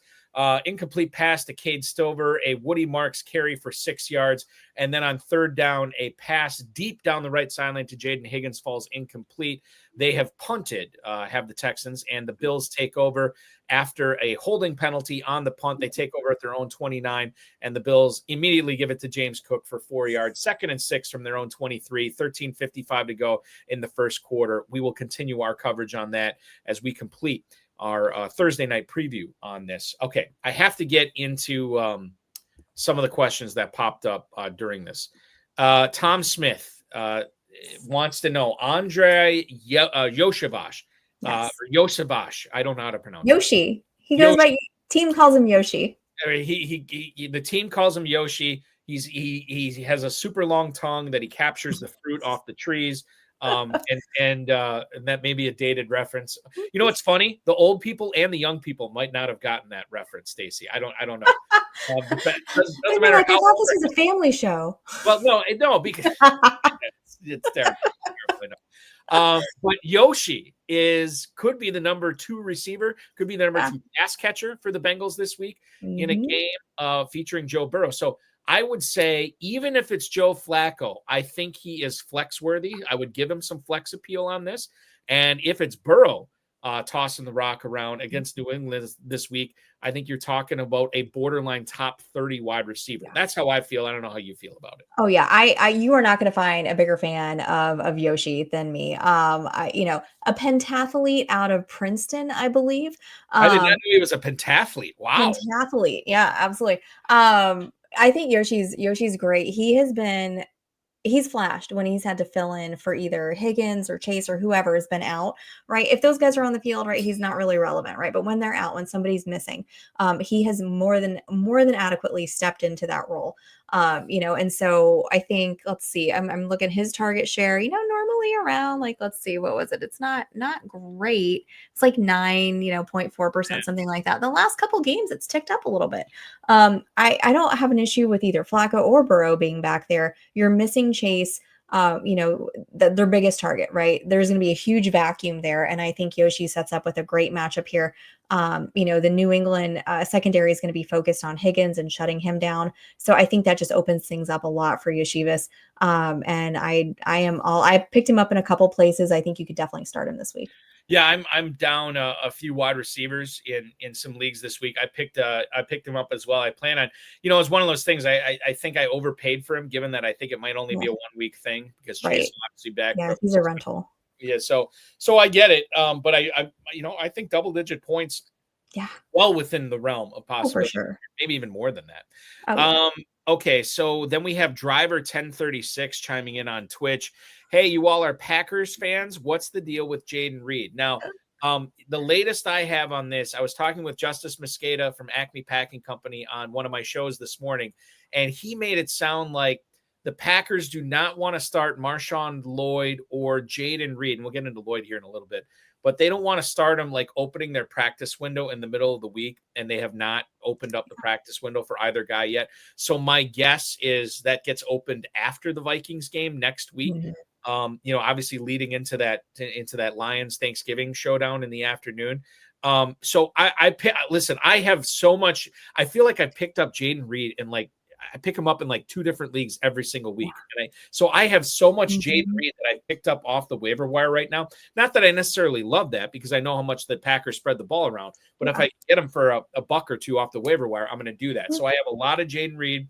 I'm excited what he can do, to see what he can do down the stretch, Stacy. And maybe more excitement exists because I feel like he and Tucker Kraft are more duplication of skills a little bit in that offense rather than complementary players. And so what you lack in Tucker Kraft, maybe Jayden Reed picks up the slack a little bit there. Yeah, I think we're right on the same page, Balky. Like I was just thinking that. I was like, there's so many things that they do that are very similar and their skill sets and things like that. And so I also have been just hanging on to Jayden Reed. Anywhere if I was playing and I had an IR spot, he was going in it and I was just hanging on to him. And I heard a lot of the same things this week that, like he's getting close to coming back. We should have him for the fantasy playoffs, hopefully. So, and I saw the same notice about them not wanting to open their windows in the middle of the week. So, those are all kind of like good signs to me that, they're going to be back they're going to be back soon. So I hang on to them. Don't drop them. Go check your waiver wires for people that did drop them and give up. I think we talked about Reed briefly on the waiver show earlier this week. I want to say he's only something like 20% rostered, something like that, crazy, like across leagues. So he's out there, he's available, and he's going to be a huge contributor for the Packers as soon as he gets back. Give you an update on the game here tonight. We had I mentioned the James Cook 4-yard run. Dawson Knox, incomplete pass. Khalil Shakir catches a 5-yard pass. Josh Allen gets a quarterback sneak up the middle to pick up the first down on 4th and 1. No gain from James Cook. Then a pass completion to James Cook for 2 yards. Ty Johnson picks up another Buffalo Bills first down with a 13-yard catch on 3rd down. Bills still in their own territory, 1st and 10 from their own 46, 10:06 to go in the first quarter. I have to bring up Darnell Washington here, which I think is exciting from a lot of different levels. Now, I don't know if you saw, and I can't remember what it's called, but Amon-Ra St. Brown and his brother, I believe. Oh, yeah. Podcast, okay? Yes, they do. Darnell Washington was on this podcast, and I was flabbergasted by this.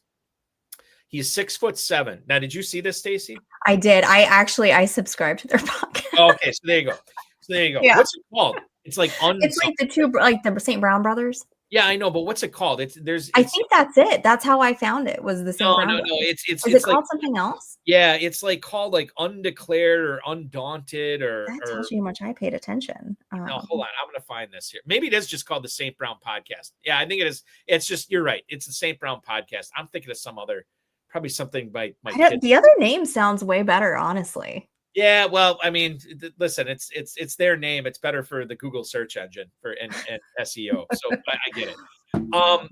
So Darnell Washington was their guest on this, 6'7", and apparently this dude currently weighs 311 pounds, and he's moving like with the dexterity of a 4-foot, 100-pound nothing gymnast right now. This is insane of how good this guy is.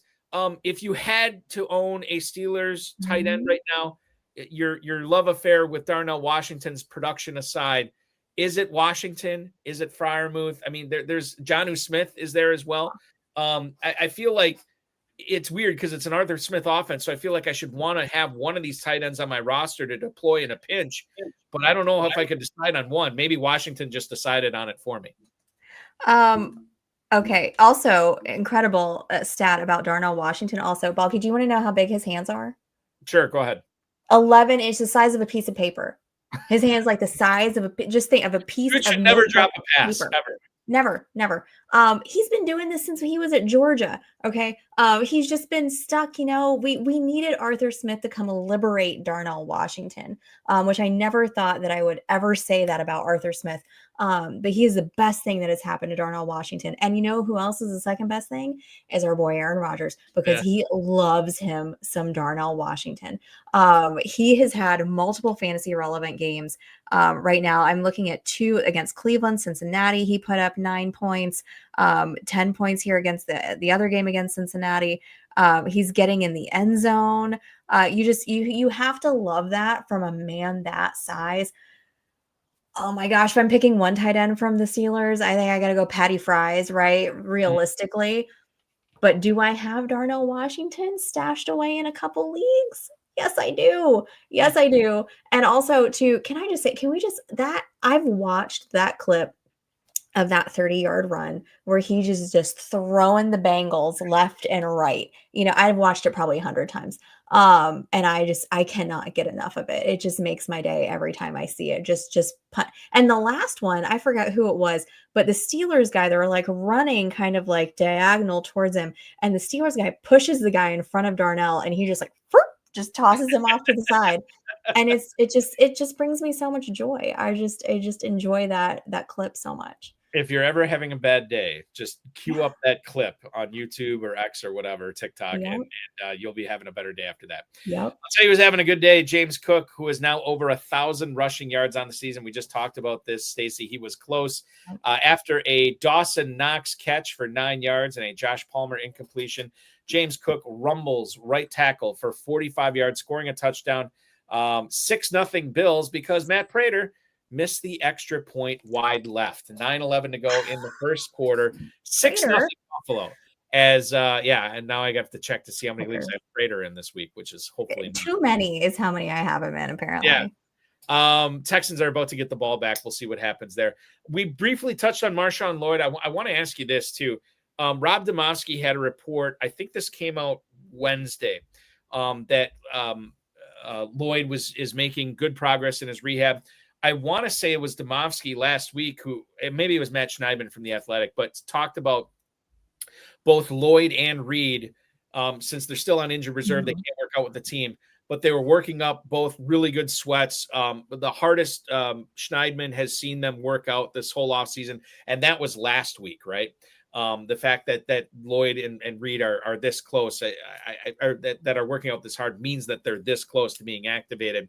The question for Lloyd here is, what kind of a backfield is he coming back into? Josh Jacobs said, worst case scenario, he misses the Vikings game.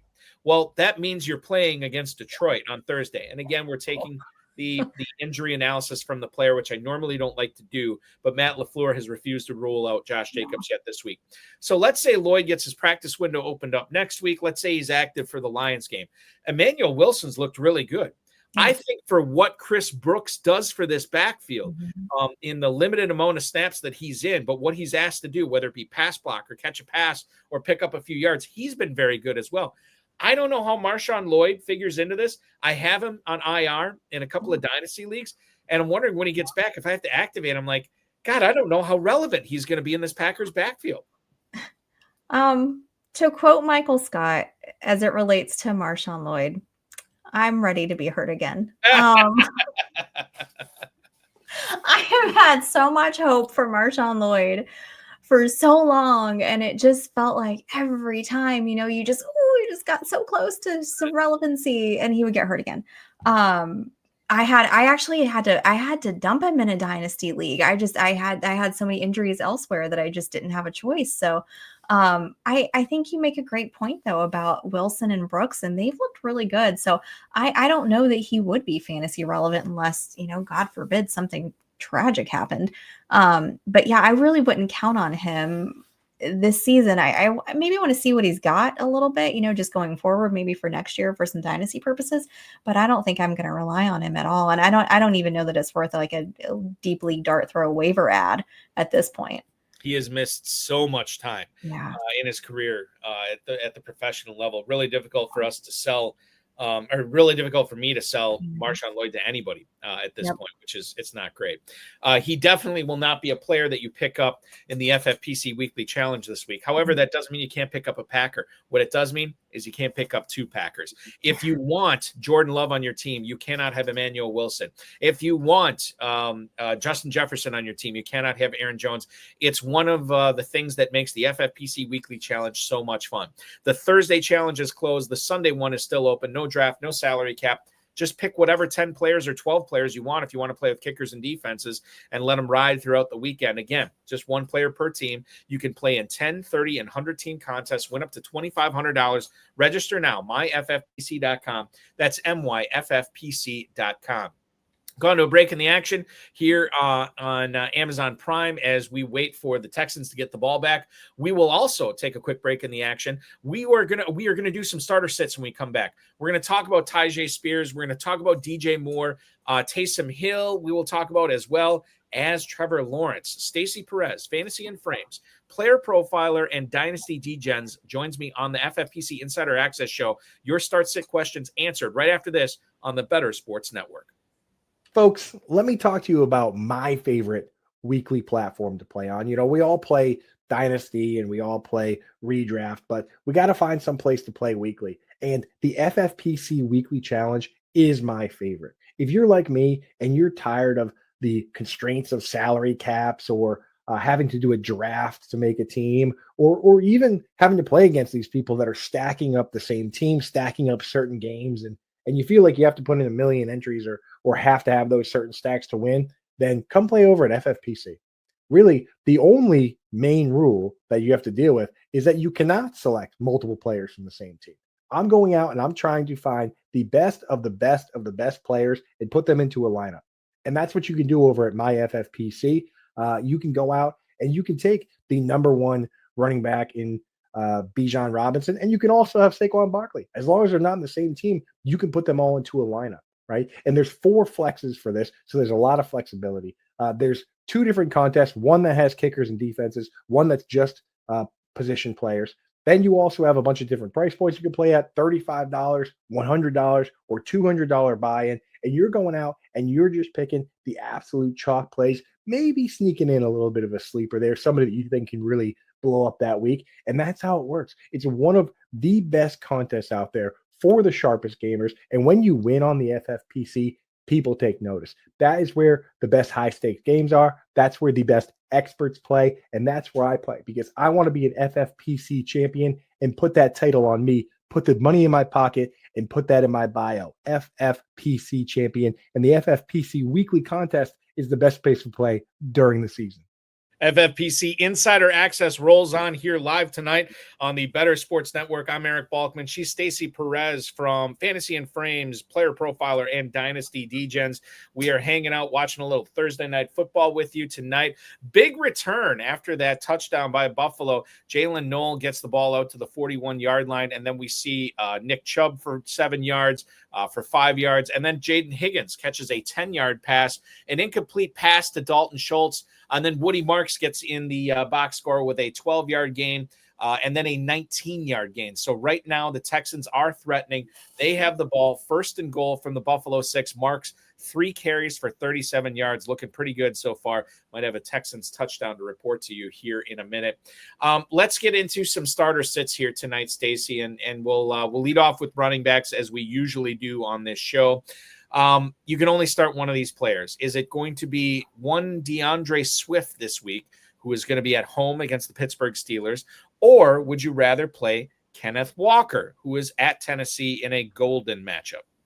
Yeah, I think I have to go with Walker this week. I think overall Swift has been more productive this season, but the Steelers are giving up so many points to the wide receiver position. I just can't help but think that Ben Johnson's sitting back there like scheming all sorts of ways to get Rome Odunze the ball, Luther Burden. I mean, maybe they'll go crazy, even get DJ Moore a couple passes. Who knows?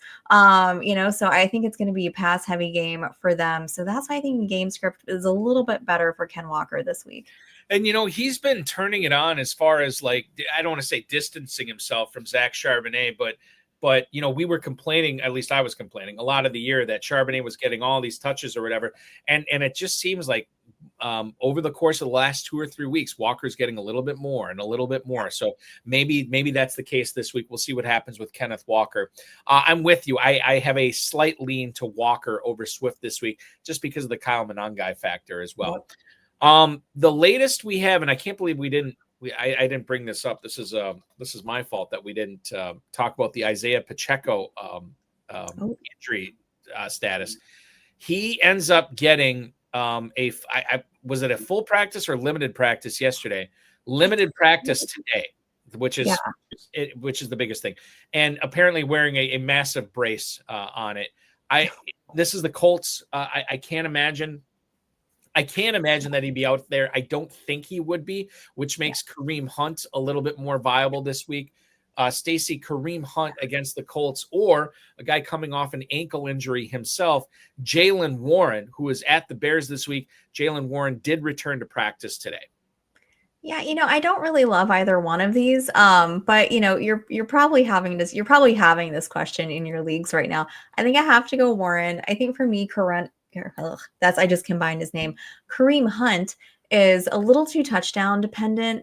In games where he's not getting in the end zone, there's 5 of those this season. He's only averaged 4.1 4.18 fantasy points, and that's in a PPR format. So that's really ugly. So you're just hoping that he is going to like bully his way into the touchdown, into the end zone.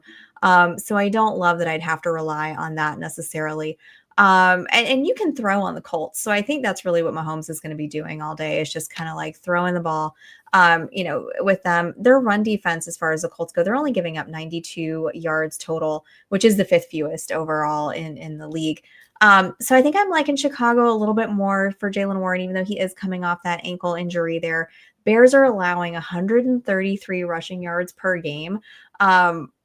I'm not even sure it's really even, going to matter who's under center at this situation. I think we're leaning towards Rodgers, right? I think Rodgers is going to play. Yeah. Okay. I mean, and let's be real, even with a broken hand, he's still better than Mason Rudolph. So I'm not really sure that really even makes a difference, but I think I'm definitely going to have to lean towards Warren here. Yeah, Rodgers taken snaps from the first team offense, I believe, both yesterday and today. Pretty much all in the gun, hasn't gone under center at all. And it is his left wrist that has the fracture rather than his right one. So, I understand we saw a big game from Kenneth Gainwell last week, but I do believe that if Jaylen Warren's healthy, we don't see that type of game from Gainwell. So I'm with you. I think it's Warren over Hunt. I know Brashard Smith's snaps have been descending downward for whatever reason, but I still think it's Warren. Update on the game here tonight. So I mentioned that the Bills had a first goal from the 6. Woody Marks gets it down to the 1, and then an incomplete pass to Jalen Noel and another incomplete pass to Christian Kirk. And it is a Kaimi Fairbairn field goal from 24 yards out. So here we go, Stacey. The Fairbairn field goals are starting. 6-3 now for the Bills, who are going to get the ball back. 4:32 to go in the first quarter here on Thursday Night Football. Balky, do we have any stats on Matt Milano? Oh, yeah. Oh, that's a great point. I'm going to bring that up right now. Let's bring that up right now, and we'll find out exactly how many tackles Matt Milano has, which is 0.0 currently. He does not have any tackles, no sacks, no tackles for loss, no quarterback hits, no touchdowns, no picks, no fumble recoveries, no forced fumbles, nothing. But we won them. All right. Tyler Allgeier or Tyjae Spears this week. Stacy, this is another fun one to do here.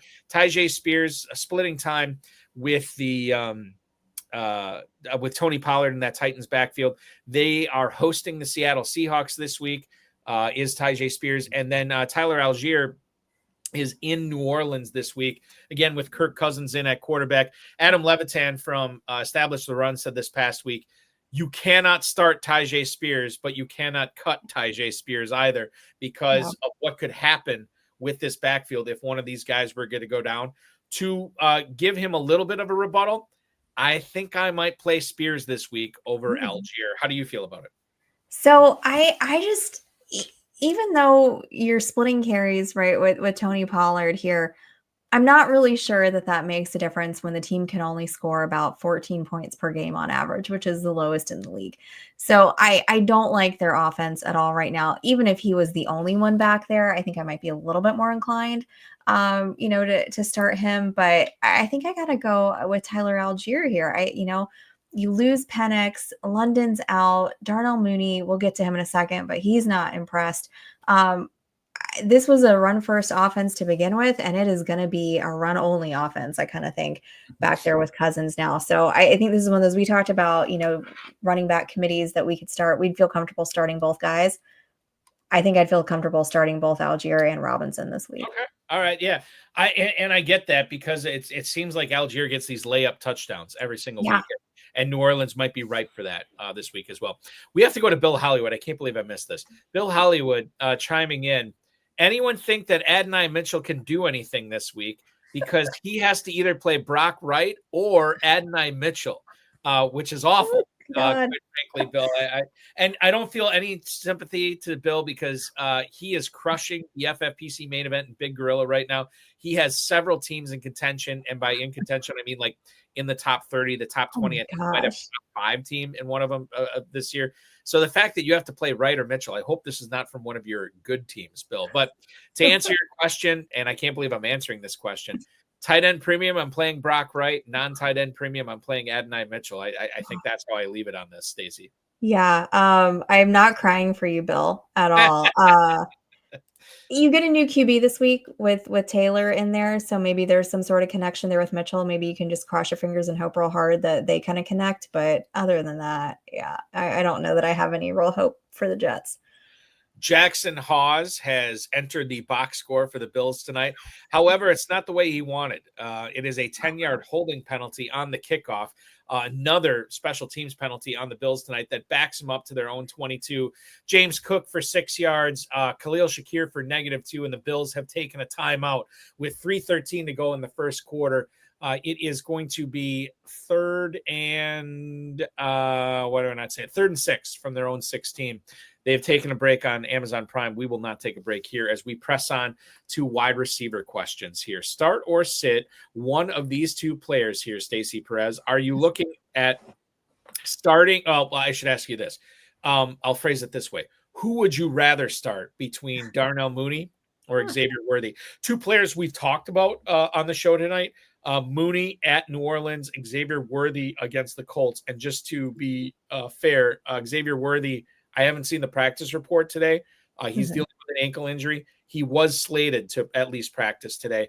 Mooney versus Worthy this week. Who you got? I think I'd still start Worthy. And that's just, Mooney has really he's dealt with some injuries. And when he's been healthy, he's not really been productive. And then, I mean, you can try to make the argument of volume, right? Because London's going to be out. But you're going to have Kirk Cousins throwing to him. And quite frankly, Kirk Cousins has looked terrible the games that he's been in there. So I don't really, have any sort of faith that passing offense is really going to do anything. I mean, I think you have to downgrade everybody, including Kyle Pitts. I just think this is going to be such a run-heavy offense for the Falcons going forward, no matter the matchup.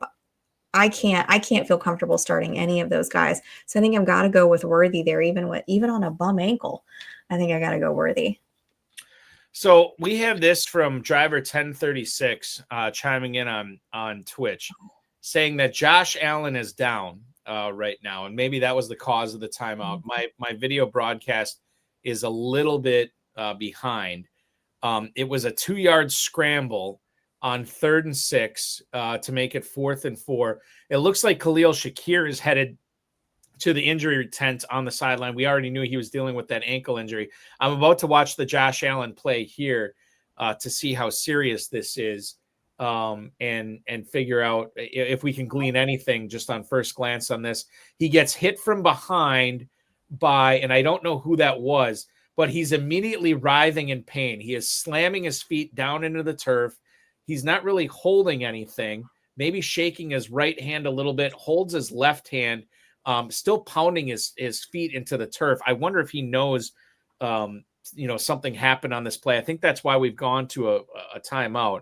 Shakir is getting checked for a concussion, according to Tom Smith, and the Bills have now punted. The Texans will take over from their own 34. Just watching the replay here, and he lands pretty hard on that right forearm. Maybe right hand. He grimaces immediately. I can't see who the guy was who hit him from behind. It was Anderson. I think Anderson got it from behind. Okay. Yeah. All right. So Anderson. So this is the IDP in you. You should have answered that question about Milano and Stone before. Ask me the 2 defensive players I know on the Texans. Okay, there you go.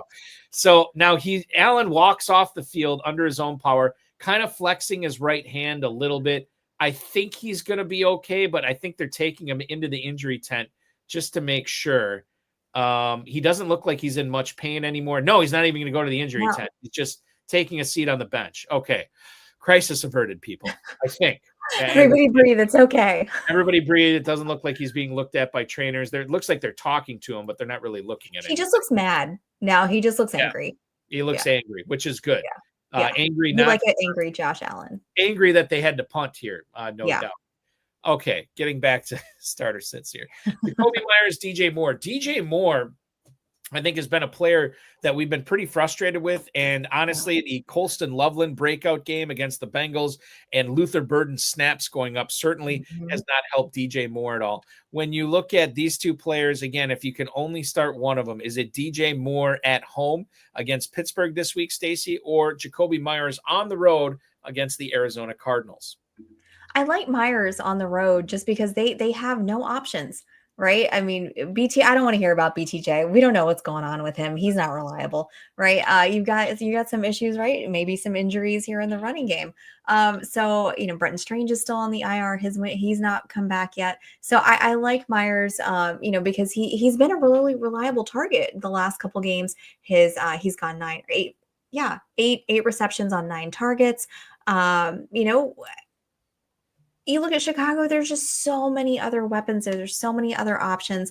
Like you just mentioned, Burden is kind of coming on a little bit. His numbers are going up. DJ Moore has just been really frustrating this year. You've got Loveland kind of deciding to come on now a little bit more too. So I just tend to think if I've got to pick one of these guys, I feel like Meyers is going to have the better day. Just that connection, that veteran presence that he kind of brings to that offense for Trevor Lawrence to rely on, as opposed to DJ Moore in a situation where there's just too many mouths to feed to make him fantasy relevant. The Pittsburgh defense has probably been playing their best football, of the season over the course of the last month as well, which I think is another thing working against DJ Moore. Meyers kind of finding his stride in Jacksonville, right? And I'm with you. Even if Thomas is active, maybe he's more active as a decoy, and that funnels more targets to Jakobi Meyers. The great thing about him is he is this high floor type of player. So it certainly makes sense to play him this week over Moore. Speaking of the Bears, Luther Burden or one Greg Dortch, who was the beneficiary or one of the beneficiaries of a record-setting performance by Jacoby Brissett last week. Burden or Dortch? Burden against the Steelers, Dortch this week, who is playing against the Jacksonville Jaguars. Oh, this is tough, right? Because Dortch had a pretty good game, right? He went off for 18 points. Look, is that likely to happen every week? I'm gonna do our second Matthew Berry quote for the night, right? You have to pick what is most likely to happen, right? What's the most likely thing, that's happening? Is he going to go off for 18, 20 points again? No, he's not. Is Jacoby Brissett going to throw for 100 times a game again? No, he's probably not. He's probably going to throw for a lot, just because he has been the last few games. But I don't know that necessarily translates into higher points for Greg Dortch. I think I'm going to go with Burden. He's been coming on, just more positive things going in his way the last few games. Snap percentage is increasing over the last 2 weeks. We talked about, the rookie wide receivers kind of coming on in that second half of the game. I think that's really what you're seeing to start happen from Burden. They're kind of putting him into that wide receiver 2 role there behind Adunze.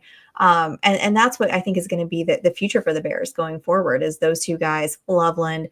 You're going to see like these younger guys, gelling with Williams. Not starting Moore, but I feel more comfortable starting Burden, I think, this week in that scenario. Adam Schefter telling us on X that Shakir has been cleared of concussion protocol and he can enter the game when the Bills get the ball back here, which they might hear shortly.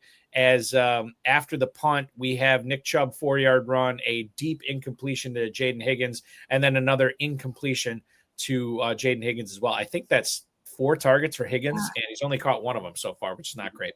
Balky, are my eyes deceiving me? Am I not seeing any Nico Collins in the box score yet? No, I've seen nothing. Your eyes are not deceiving you. I see nothing. I have seen nothing from Nico Collins yet. I don't know if it's the way that they're covering him, but I have not seen him on the broadcast. I know he's active. I know he's playing. Yeah. Just I was like, did I miss something? Yeah, no, you've missed nothing. You've missed nothing other than Jayden Higgins missing a lot of connections with Davis Mills so far. Let's see here. There was something I was going to say. Oh, regarding Burden Dortch, just to put a bow on that conversation. Burden's the more pedigree guy. I trust the Bears offense a little bit more, even though they have been more run heavy. And when you talk about players like this that are sort of like dart throws. Give me the guy who has the higher ceiling. Give me the big play guy. That's not Greg Dortch's game. That's Luther Burden's game. And Greg Dortch, 6 for 66 last week. If you're anti-Satan, stay away from Dortch and go ahead and play Luther Bad Burden. vibes. Yeah, bad vibes for sure. Absolutely. Noah Fant, Mace, I beg your pardon, Harold Fannin or Jauan Johnson this week. Let's assume tight end premium leagues for this as we look at the tight end portion of the starter sit segment of our podcast tonight. Jauan Johnson is at home against the Falcons. Harold Fannin at Las Vegas. Yeah, so this I'm going to go with Johnson, but this might change if David Njoku ends up being out. I know he's popped up on the injury report. So if he ends up being out and it's just Fannin, maybe we might change some things there.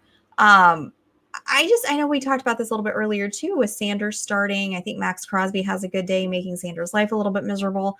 So I'm just a little worried about him being able to get the ball out to Fannin enough. And I don't know that I've seen enough of their connection yet. I know he and Dylan Gabriel had a really good connection. He really enjoyed throwing to the tight ends, both him and Njoku. But it's not him this week, it's Sanders. So I'm going to need to see a little bit more before I feel comfortable starting Fannin. With Johnson, Shaheed is gone now. So he steps into that second option there behind Olave. You kind of like that. I think volume in this situation is going to win it for me. Just because, they are going to be throwing the ball. And I think the Falcons do still have a pretty decent defense, even though their offense is just completely tanked. And they're going to be focused on Olave a lot. So I think it kind of opens up more options for Jauan Johnson. Yeah, I think even and Njoku did not practice again today. He's definitely on the wrong side of questionable. I think even if he doesn't play, I still like Johnson better. You mentioned the Shaheed aspect of this, and then the unknown of Shadur Sanders. I feel a little bit more. I feel a little bit better about starting Jauan Johnson than I do Harold Fannin this week, even without David Njoku. Yep. Driver 1036 chiming in on Twitch. Kenneth Gainwell or Zach Charbonnet PPR. For me, it's going to be Charbonnet unless Warren doesn't play, right. Which it seems like he's trending to play this week. I'm going to eat my charbs, as JJ Zacharyson would say, and I'm going to play Charbonnet here this week over one Kenneth Gainwell. Yeah, give me a glass of Charbonnet. I love it. If he hasn't invested in a winery, he's using his money wrong. Yeah, I mean, this is something that should have been. Well, I guess NIL wasn't really in existence when he was at UCLA, but yes, this should have been done already. Come on. I mean, and he's such a threat to vulture a touchdown from Walker too. I mean, that was kind of something I put in my notes when we were talking about Walker too, that I didn't even think to mention, but yeah, I mean, he's always that threat there to, when they get in close, to snatch that touchdown away from Walker. So I like him unless Warren's out. The next drive for the Bills has started, and it is not Mitch Trubisky under center. It is Josh Allen. He is back in the game to hand off the ball to James Cook for a yard. He hits Gabe Davis, Stacy, for a 22-yard gain on second down, and then it's a James Cook 6-yard gain to end the first quarter. They are about ready to start the second quarter here in the next few minutes in Houston, with the Bills holding a 6-3 lead. The last let's go through the last few here, rapid fire, just to make sure I get all this done. Taysom Hill or Luke Musgrave? I am going Musgrave here. Ooh, I originally had said Taysom Hill, but now that you had brought up all the talk about, getting Musgrave more involved, I'm going to go Musgrave here. I didn't want to take Taysom Hill. I was trying to force myself into that argument. So let's go Musgrave. All right. So you're saying Musgrave. I am saying Jared Goff over Brock Purdy this week because, and I think the Jared Goff fantasy analysis is pretty cut and dry. If he's playing in a dome, you play him. If he's not, you don't. And he's playing in a dome this week against the Giants. I'm playing Goff over Purdy. Absolutely. He's way better at home than he is on the road, and they're going to be a pissed off Lions team coming off that loss. So I'm all about Jared Goff this week. This next one might be controversial, Stacy. I'm playing Sam Darnold at Tennessee, coming off a game where I believe he threw 17 interceptions that game. I'm going to play him this week in Tennessee over Baker Mayfield, who is in Los Angeles against his old team. I just don't trust Mayfield in that matchup against a really tough defense, whereas I think Darnold can just throw all over the place against Tennessee pretty safely on Sunday. I feel like that has to be the right answer, but I just can't help myself from taking Baker here. So I just think I think it's got such good shootout potential. It's one of the higher over-unders of the day at 49.5. I think the Bucks probably end up losing that game, but I just feel like it's going to be such a shootout. He's throwing a ton. Over the last 2 weeks, he's throwing about 35.5 times per game. So I like that. And I think Sam Darnold's the last couple games, I don't know what's going on with him. It's like he's trying to be the second coming. What was it, Nathan Peterman, who threw for so many interceptions? Yes. Goodness. Last one we'll do here tonight. Our beloved Jordan Love against the Vikings at home, or Trevor Lawrence, who is at Arizona. I haven't made up my mind on how I think this game is going to go. I'm leaning right now towards a knockdown, slug it out game between the Packers and Vikings. So I'm going to go with Lawrence. I think there's more scoring in that game, which is why I would bench Jordan Love in favor of Trevor Lawrence this week. Oh, I can't say no to Jordan Love, Balky. I'm going to take Jordan Love. I think these two are literally like neck and neck with fantasy points. That would be a better joke if it was Davis Mills. But fantasy points are really close, 16.8 per game with Love, 16.6 with Trevor Lawrence. Passer ratings are completely different. Love has the 8th overall highest passer rating among qualified quarterbacks. Trevor Lawrence is 79.4, which is terrible. I just don't like the East Coast team going over to the West Coast. I like a divisional matchup a little bit better, and I got to be a homer here. I'm going to take Jordan Love. I get it, and it makes sense. And quite frankly, if this blows up in my face, at least I'll be happy as a Packers fan.